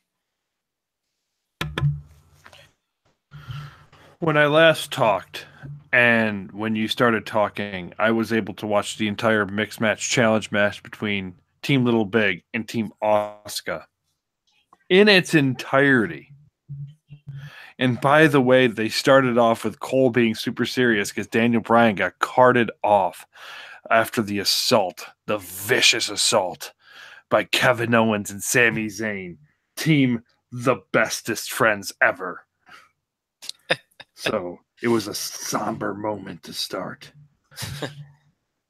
Much like a somber moment we have to have for Virginia, the overall number 1 seed, taken out by the 16. First time in NCAA tournament history. And I know Brian went on and on and on. He droned on an awful lot, admittedly, because I was able to watch a 25-minute segment. So, yeah, we had a very interesting first weekend of the NCAA tournament. And it shouldn't be lost. It should not be lost by the fact that Virginia was the overall number 1 seed. The overall one. This is the team they put above everybody else. And you know what, Virginia? They won the ACC regular season. They won the ACC tournament. They had every right to be called the overall one. Is this coming from a guy that probably should have argued a little harder for Villanova to be that spot? But you know what? It is what it is. And the overall number 1 seed lost to the 16th. First time in history.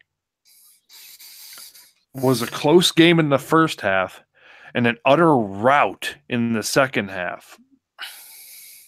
You mentioned Connecticut. There was the scare, but it seemed like Albany just ran out of gas.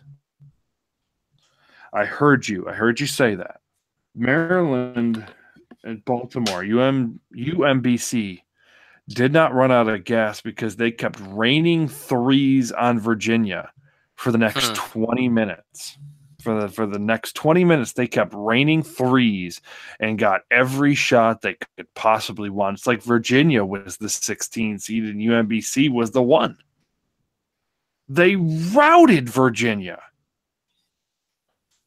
And that's like the coach of Virginia, what's his name? Miller. Is it Miller? Archie Miller? Who? Who's Virginia's coach? Tony Bennett. Tony Bennett. Who's Archie Miller? Oh, never mind. He's another coach. Tony Bennett didn't know what to do. He would just stand there for possessions with his hands up because it's like his guys just they didn't expect. They thought it was going to be a cakewalk, and instead, UMBC cakewalk to the second round. This wasn't a close game. This was a massacre. So I was in my glories, obviously. I very much was. And Kentucky is the highest seed left in that bracket because, look, Sister Jean and Loyola Chicago stole everybody's hearts. They did. And Loyola Chicago, first round, they barely escaped Miami. In the second round, they escaped Tennessee on a last second shot.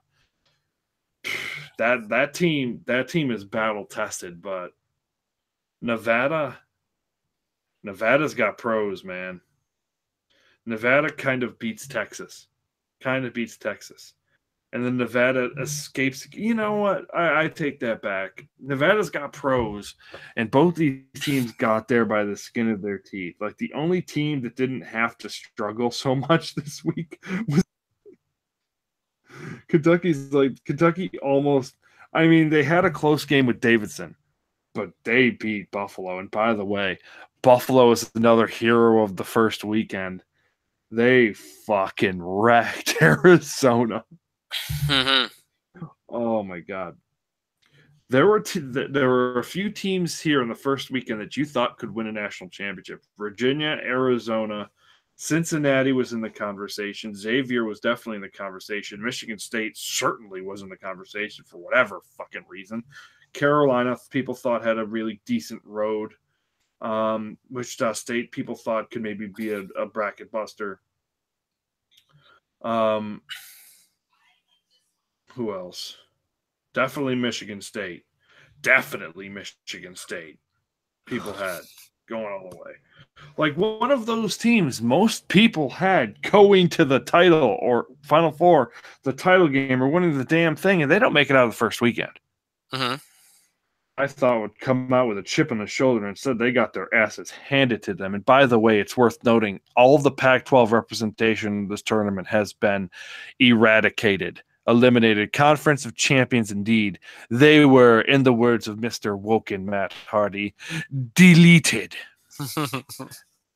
And the fun fact is they were all beaten by teams out of the state of New York.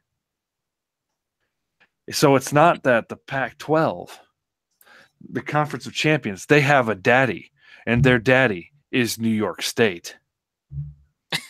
So the Pac-12 can eat those testicles, eat those great New York State deep fried testicles, boy, because they ate it big this week. Buffalo beats Arizona. UCLA lost to St. Bonaventure. And, of course, Arizona State. Should they have been in? Who knows? But the truth is they got beat by Syracuse. Syracuse. By the way, Syracuse, it's funny discussing Syracuse over the weekend. It's funny. Yeah. Because Syracuse was the last team in, so everybody's like, so Oklahoma State, St. Mary's, Baylor. It's like, oh, Syracuse, USC. USC, what were they going to do? Syracuse didn't deserve to be in. They didn't have their record. What is Syracuse in? Well, your issue should not be with Syracuse. And by the way, our good friend Doug Gottlieb mentioned that this is not an equivalent argument. Well, yeah, kind of is. Is. It is. Well, let's be clear here. Syracuse is the last team in. They make it out of the first 4. They win 3 games, and they're in a Sweet 16. They beat one team people thought could win it all. Yeah.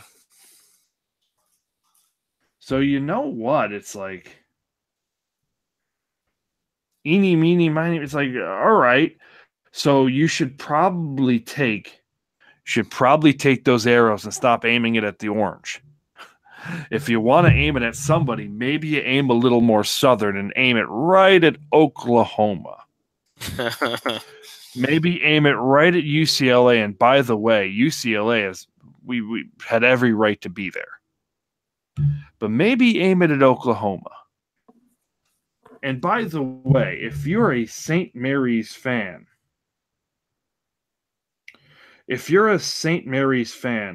you need to shut your goddamn mouth. There is no comparison. Yes. St. Mary's went 30-5. St. Mary's did go 30-5, and yes, you need to win your games, especially against teams that you're supposed to beat. Sorry. But, and this is a heavy but,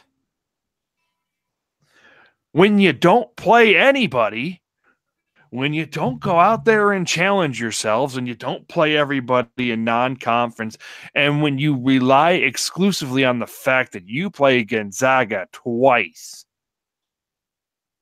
what happens if you're St. Mary's and Gonzaga has a down year? God, you better hope you win your tournament now, don't you? If you're St. Mary's, if you're fans of the St. Mary's Gals, you need to shut your goddamn mouth about Syracuse, because at least Syracuse went out and played people in non-conference. They played Kansas non-conference. They played St. Bonaventure non-conference. By the way, they lost both those games. Didn't they play too? No. They didn't play Villanova this year. They played Buffalo. They played Buffalo. They beat Buffalo. And by the way, if you're an Arizona fan, that the name Buffalo might hurt you a little bit. Hey, that Buffalo win was a quality win. That Buffalo win ended up helping us get in. Syracuse went out and played tournament teams. You only played Gonzaga in conference twice. And you couldn't even get the third game. So you know what? If you're a St. Mary's fan, shut your goddamn mouth, sit down, and enjoy your time in the NIT. You are not even in this conversation. And if you are an Oklahoma State fan, shut your goddamn mouths and start aiming your arrows right at Trae Young and the Sooners. That's right. Because once they got on the brightest stage, yes, Trae Young tried to get everybody involved. Whoop-de-freaking-do, the kid still put up 20 shots. Talk about getting your team involved. Jesus. You know what? The kid still put up 20 shots. And Oklahoma still got ran out of the damn building. And yes, I am one of those people who believe that Oklahoma State should have been in that game. I believe Oklahoma State should have been in that game. You know? Yeah.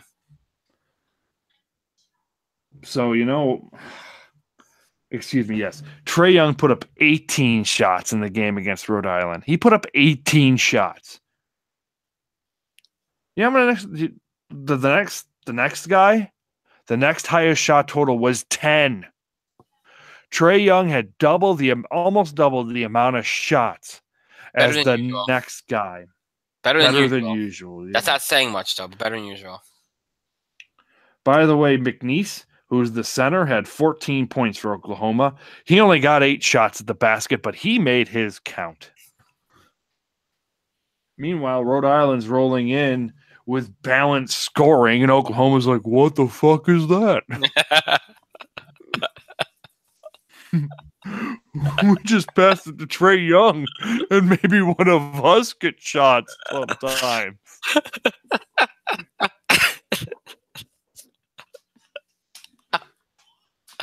Oh, the way you said that was really good. So Rhode Island kind of rolls in, beats Oklahoma,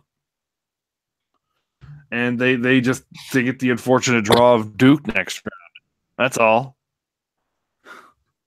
Rhode Island made their point. They beat Oklahoma. They deserve to be there. They won their tournament anyways, I think. No, they didn't. No, they didn't. Davidson They won didn't. it. Yeah. Davidson won their tournament. But it doesn't matter because Rhode Island proved their worth. They beat Trae Young and the Soonets. And by the way, is it any surprise? Soon after Oklahoma was eliminated from the tournament, is it any surprise that Trae Young immediately declared for the NBA draft? No, it's not at all. Well, that's what happened. If you go to, that's what happened in Arizona too. Oh yeah, that kid. Two of them did. Yeah. It was Ayton and then somebody else. I forgot who the other guy was. But literally, like right after the game, nothing about the game. I'm just going to the NBA draft. Mm-hmm. Life lessons. I mean, I will give Trae Young credit. He at least waited till Tuesday. He at least waited till Tuesday. Hey, Trae Young's gone. Yeah. So it is what it is. It was a good weekend. It was a fun weekend. It was a good weekend. I'm not even going to talk about the Syracuse stuff because let's face it. Stop aiming. If you're a fan of those teams, even Baylor needs to shut their goddamn mouths too. Hey Baylor, you should keep winning in the NIT. Oh wait, you didn't. Oh, good on you, Mississippi State. Anyways, I'm just saying. Mississippi State passed the NITI test. They certainly did. Because they always love that eye test from Mississippi State. They love that eye test. Oh my god. Oh god. Oh, that's good time. Well, they beat Baylor, so. Yeah. But that's the thing. Just stop aiming your arrows at Syracuse. And I'm saying this living in Syracuse, admittedly. But they played Kansas. Look, who knew on in Georgetown would have shit the bed? I mean, we all figured Georgetown would have. But they played Buffalo. They played St. Bonaventure. They beat Virginia Tech, who was a tournament team.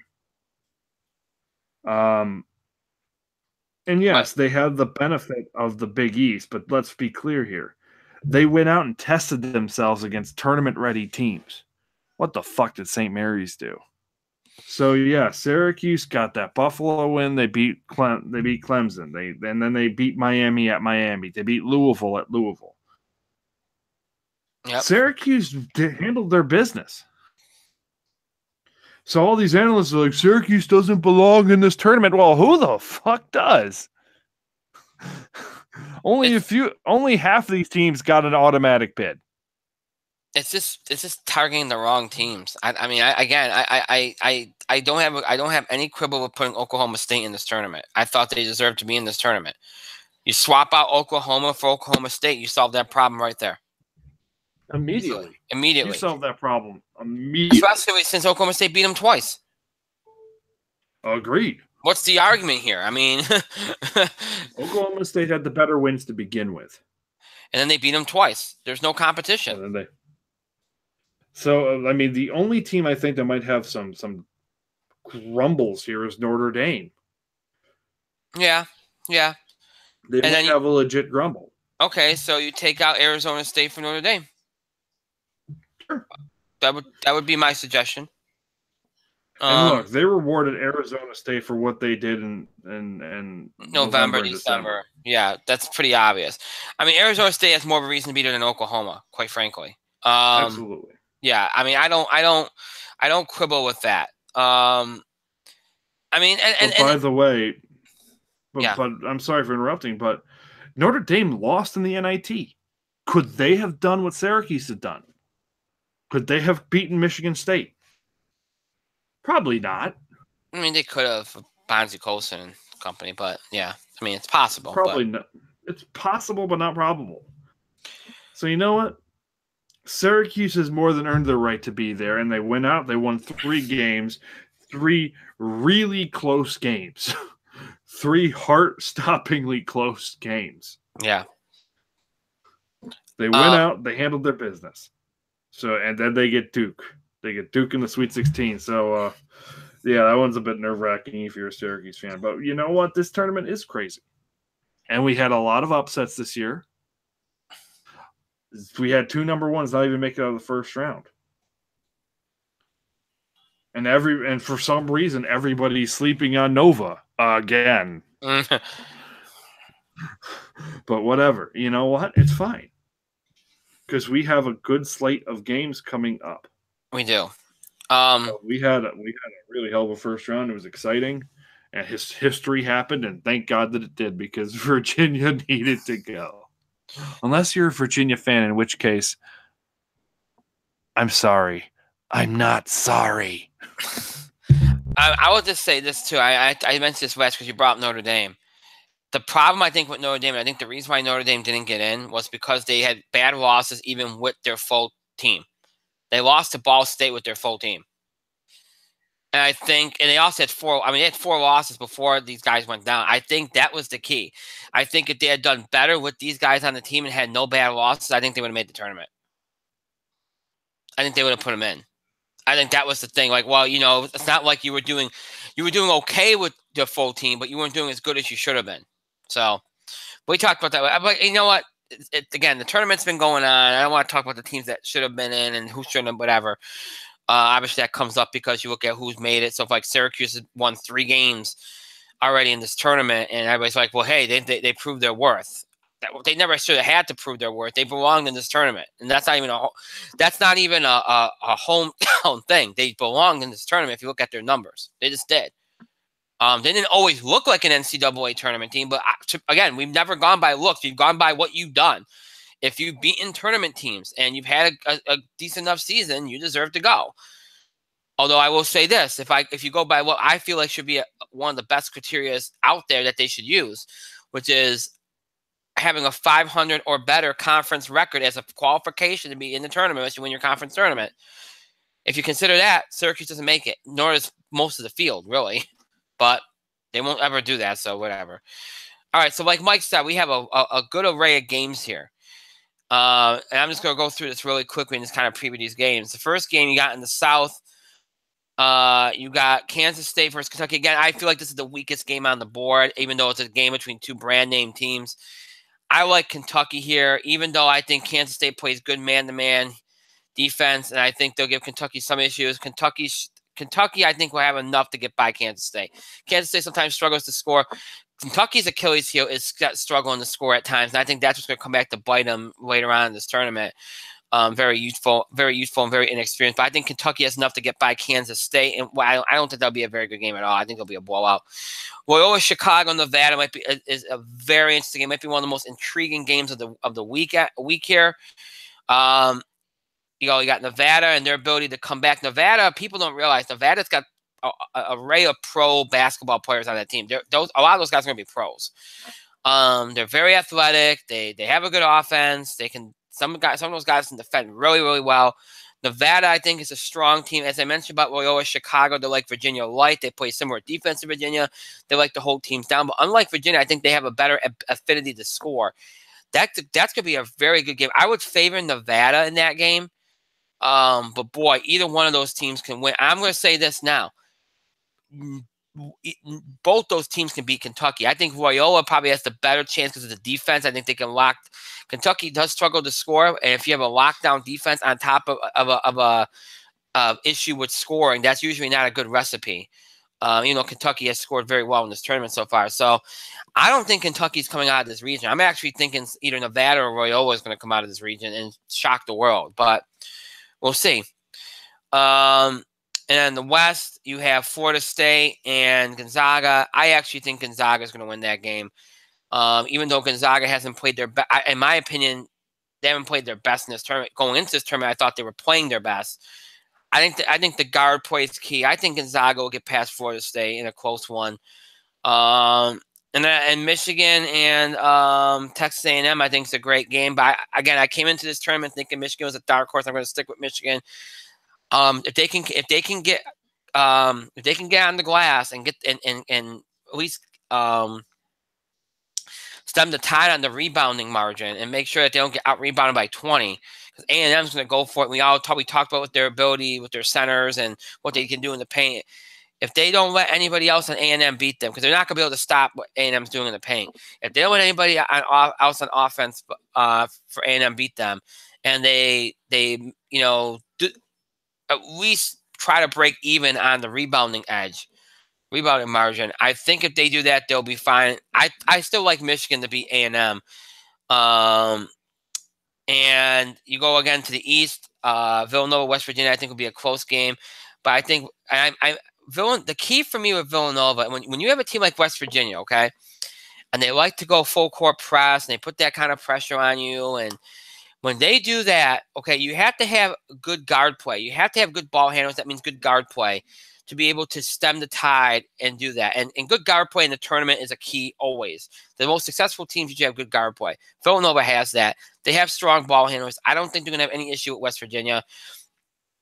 West Virginia's going to keep it competitive. I like Villanova to win that game. I think it'll be a very, very good game. Purdue and Texas Tech, I think it's going to be interesting. I anticipate it being close. I think Purdue will make it a little bit more of a grittier kind of game, lower scoring game. I think Texas Tech's going to beat Purdue only because I think that Purdue will have a little bit more on the perimeter than Purdue has. And I think that Purdue's going to have problems keeping up a little bit with Texas Tech. I think. And I think the injury to Haas will hurt them here too, because I don't think they'll be able to go to the glass as well against Texas Tech as they did against Butler. I like Texas Tech to beat Purdue. And then down in the Midwest, you have Kansas and Clemson. I expect Clemson to make this more of a game than I ever would have expected them to a week ago. They proved themselves, even with the injuries, to be better than you think they are. I think Clemson will make this close, but I still like Kansas to win this game. I think they just have too much with Devontae Graham and company, so I like Kansas to win this game. Syracuse Duke, I've said it all year. I felt like Syracuse's worst matchup in the ACC was North Carolina because North Carolina rebounds the ball well, offensively and defensively. That hurts Syracuse. I thought as long as Syracuse doesn't play Duke at Cameron, which they did, and that's why, and that's where they lost their game to Duke. I thought as long as Syracuse didn't play Duke at Cameron Indoor, that Syracuse had a chance to beat Duke. Duke is a zone team this year, so that Syracuse will be dealing with that zone against them, and they're not deep. And this is and that's important because Syracuse, their Achilles heel in every game has been that they're not deep. They can't run guys out there.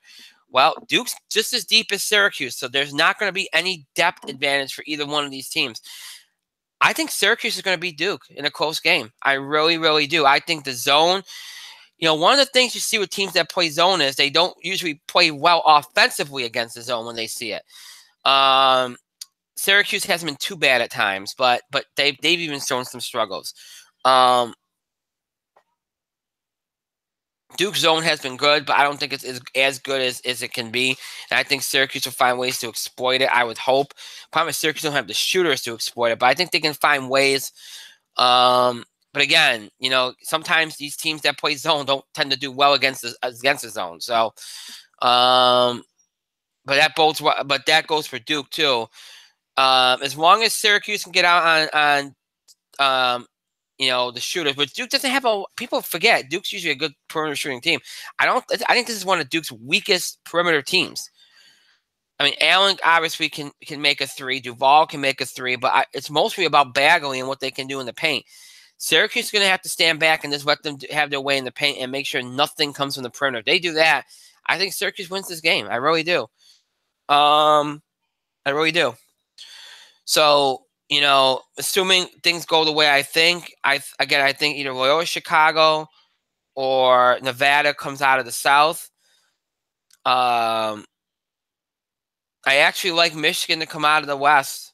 I still like Michigan there. I like them on some brackets. I picked them on some brackets, but I didn't pick them all. But I like Michigan to come out of the West. I've always kind of liked them. I had them as an option. I like them now, especially given the circumstances. I like Michigan to come out of the West. I like Villanova to come out of the East easily. Once they get past West Virginia, I don't think they're going to have any issues against either Texas Tech or Purdue. If it ends up being Kansas and Syracuse, I don't know. we saw Syracuse, Kansas, or no matter who Syracuse plays going forward in this region, they're going to see somebody they played. Syracuse has seen Kansas, but Kansas has seen Syracuse, but usually the second time favors the team that lost the first game. I don't think Syracuse was prepared for that Kansas game because, you know, earlier in that week, Gino Thorpe had decided to transfer last minute. I think that kind of screwed with their rotation and such. Plus, this is neutral court. This isn't at Allen Fieldhouse. I think Syracuse, at the very least, would make that Kansas game closer. This would be about shutting down Devontae Graham. They hold Devontae Graham in check, they'd have a chance. So I think Syracuse would have a chance against Kansas, but I would probably right now pick Kansas to beat them.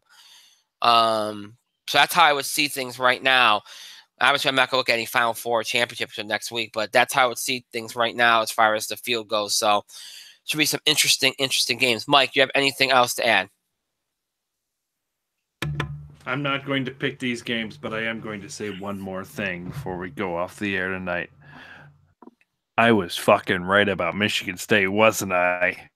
You were. I was. They didn't make it on the first weekend. I told you. I thought they was the now, but you know. Look, everybody. Look, I know they were a popular pick, and I know they have pros on their team more than they usually do. By the way, they had some potential lottery picks on this team, and Tom Izzo is a fantastic coach. And yes, they may have had some issues.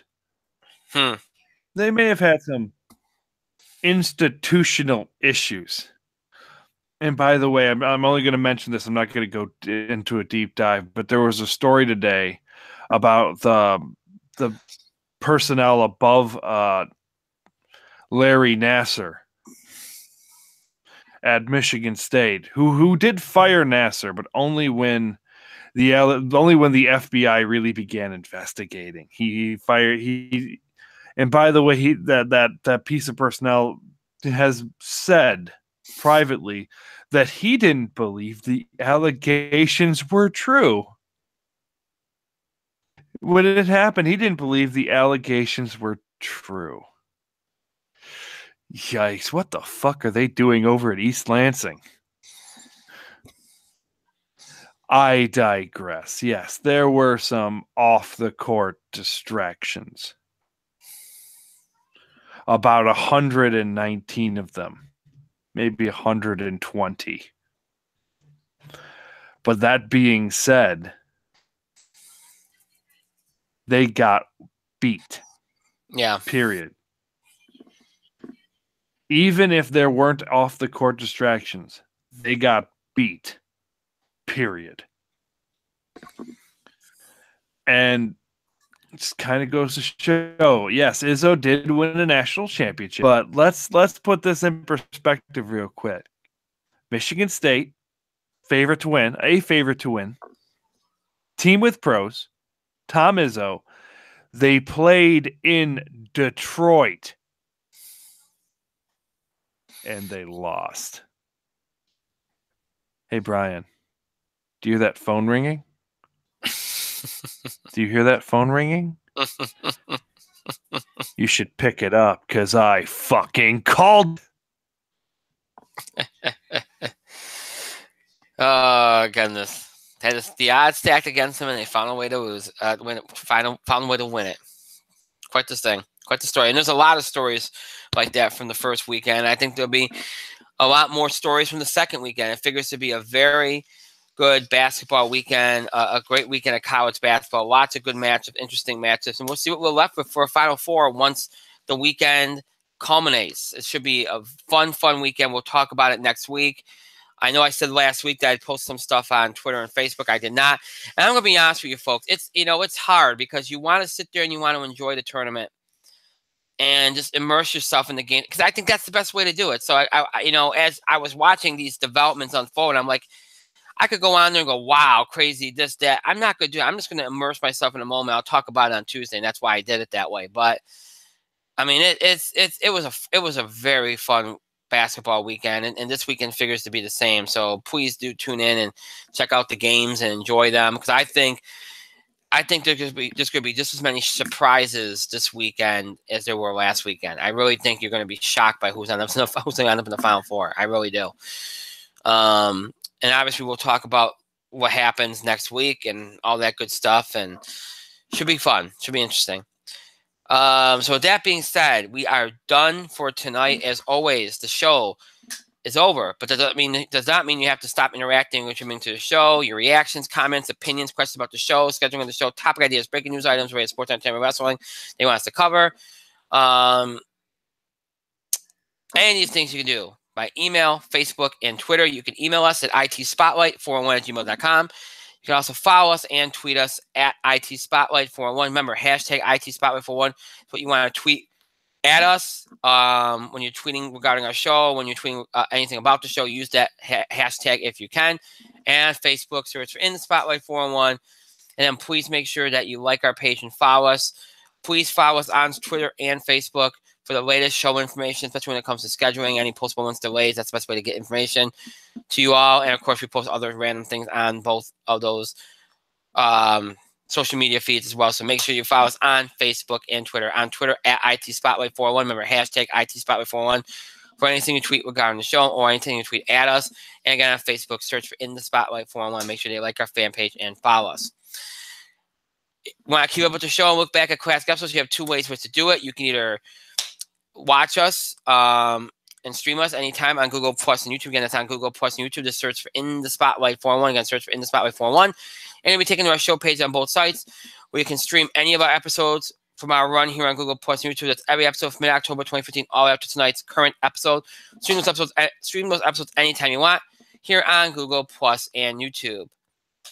If streaming's not your thing, maybe you're interested in older episodes of the show or just more interested in listening to us on the go, just listening to us in general instead of watching us on screen. If any of that appeals to you, check us out on our main host sites, Podbean and iTunes. Just search for In the Spotlight 401. Again, just search for In the Spotlight 401 on Podbean and iTunes. And when you do, you'll be taken to our show pages on both sites, or you can listen to any episode we've ever done since we began our run back in October 2010. That's every episode from our original run on Blog Talk Radio. Everything from the place where we had our longest run to this point on Talk Shoe. Anything from our run here on Google Plus and YouTube. So all of our episodes that we've streamed transfer into audio format, and you can listen to them on those sites as well. So anything that we've done, nearly 8 years been doing this show, any episode is available, transfer into audio format for your convenience in order from the most recent date, that being tonight's, all the way up to the oldest, way back in October 2010. Those stuff's available for you to listen to anytime you want, on the go, or at any point. When you want to keep up with current episodes or past episodes, look back at past episodes, any of these things you can do on our main host sites, Podbean and iTunes, anytime you want. So make sure that you do that if you're interested. So Google Plus, YouTube, Podbean, iTunes are your ways to keep up with the show and look back at classic episodes. Just search for In the Spotlight 401, and you'll be taken to our show pages on all those sites, and you'll have access to those episodes and be able to do what you will. Do what you want with them. Or listen to them, watch them, whatever you want to do. I want to thank Mike for being here tonight. Thank you, Mike. It is time for bed. I want to thank myself for a great show, Parents Up on the Back, and thank all of you for your continued support and contributions to the show. Thank you so much for watching, and for those that will be watching, listening to this later, thank you to you as well. Oh, okay. I just misread that. Wow. That is it for this week. Our next show will be a week from tonight. That's March the 27th, 9 o'clock p.m. Eastern Time. We'll talk more college basketball. Obviously, we'll have the Sweet 16, the Elite 8. We'll preview the Final Four. Any other sports stuff we have to go into. Baseball will be starting. I don't know if we're going to do the preview next week, but we'll set the stage for that. Hard to believe that's happening. We'll talk some more wrestling. We'll do some entertainment, box office, TV highlights, all that stuff. All that coming up next Tuesday on our next show, a week from tonight, March the 27th, 9 o'clock p.m. Eastern Time. So I hope you all have a great rest of your night, a great rest of your week, great weekend, and a great start to week next week. Stay safe. We'll see you back here 1 week from tonight on March the 27th. Broadcasting, streaming live here on YouTube at 9 o'clock p.m. Eastern Time. Until then, have a good night, everybody.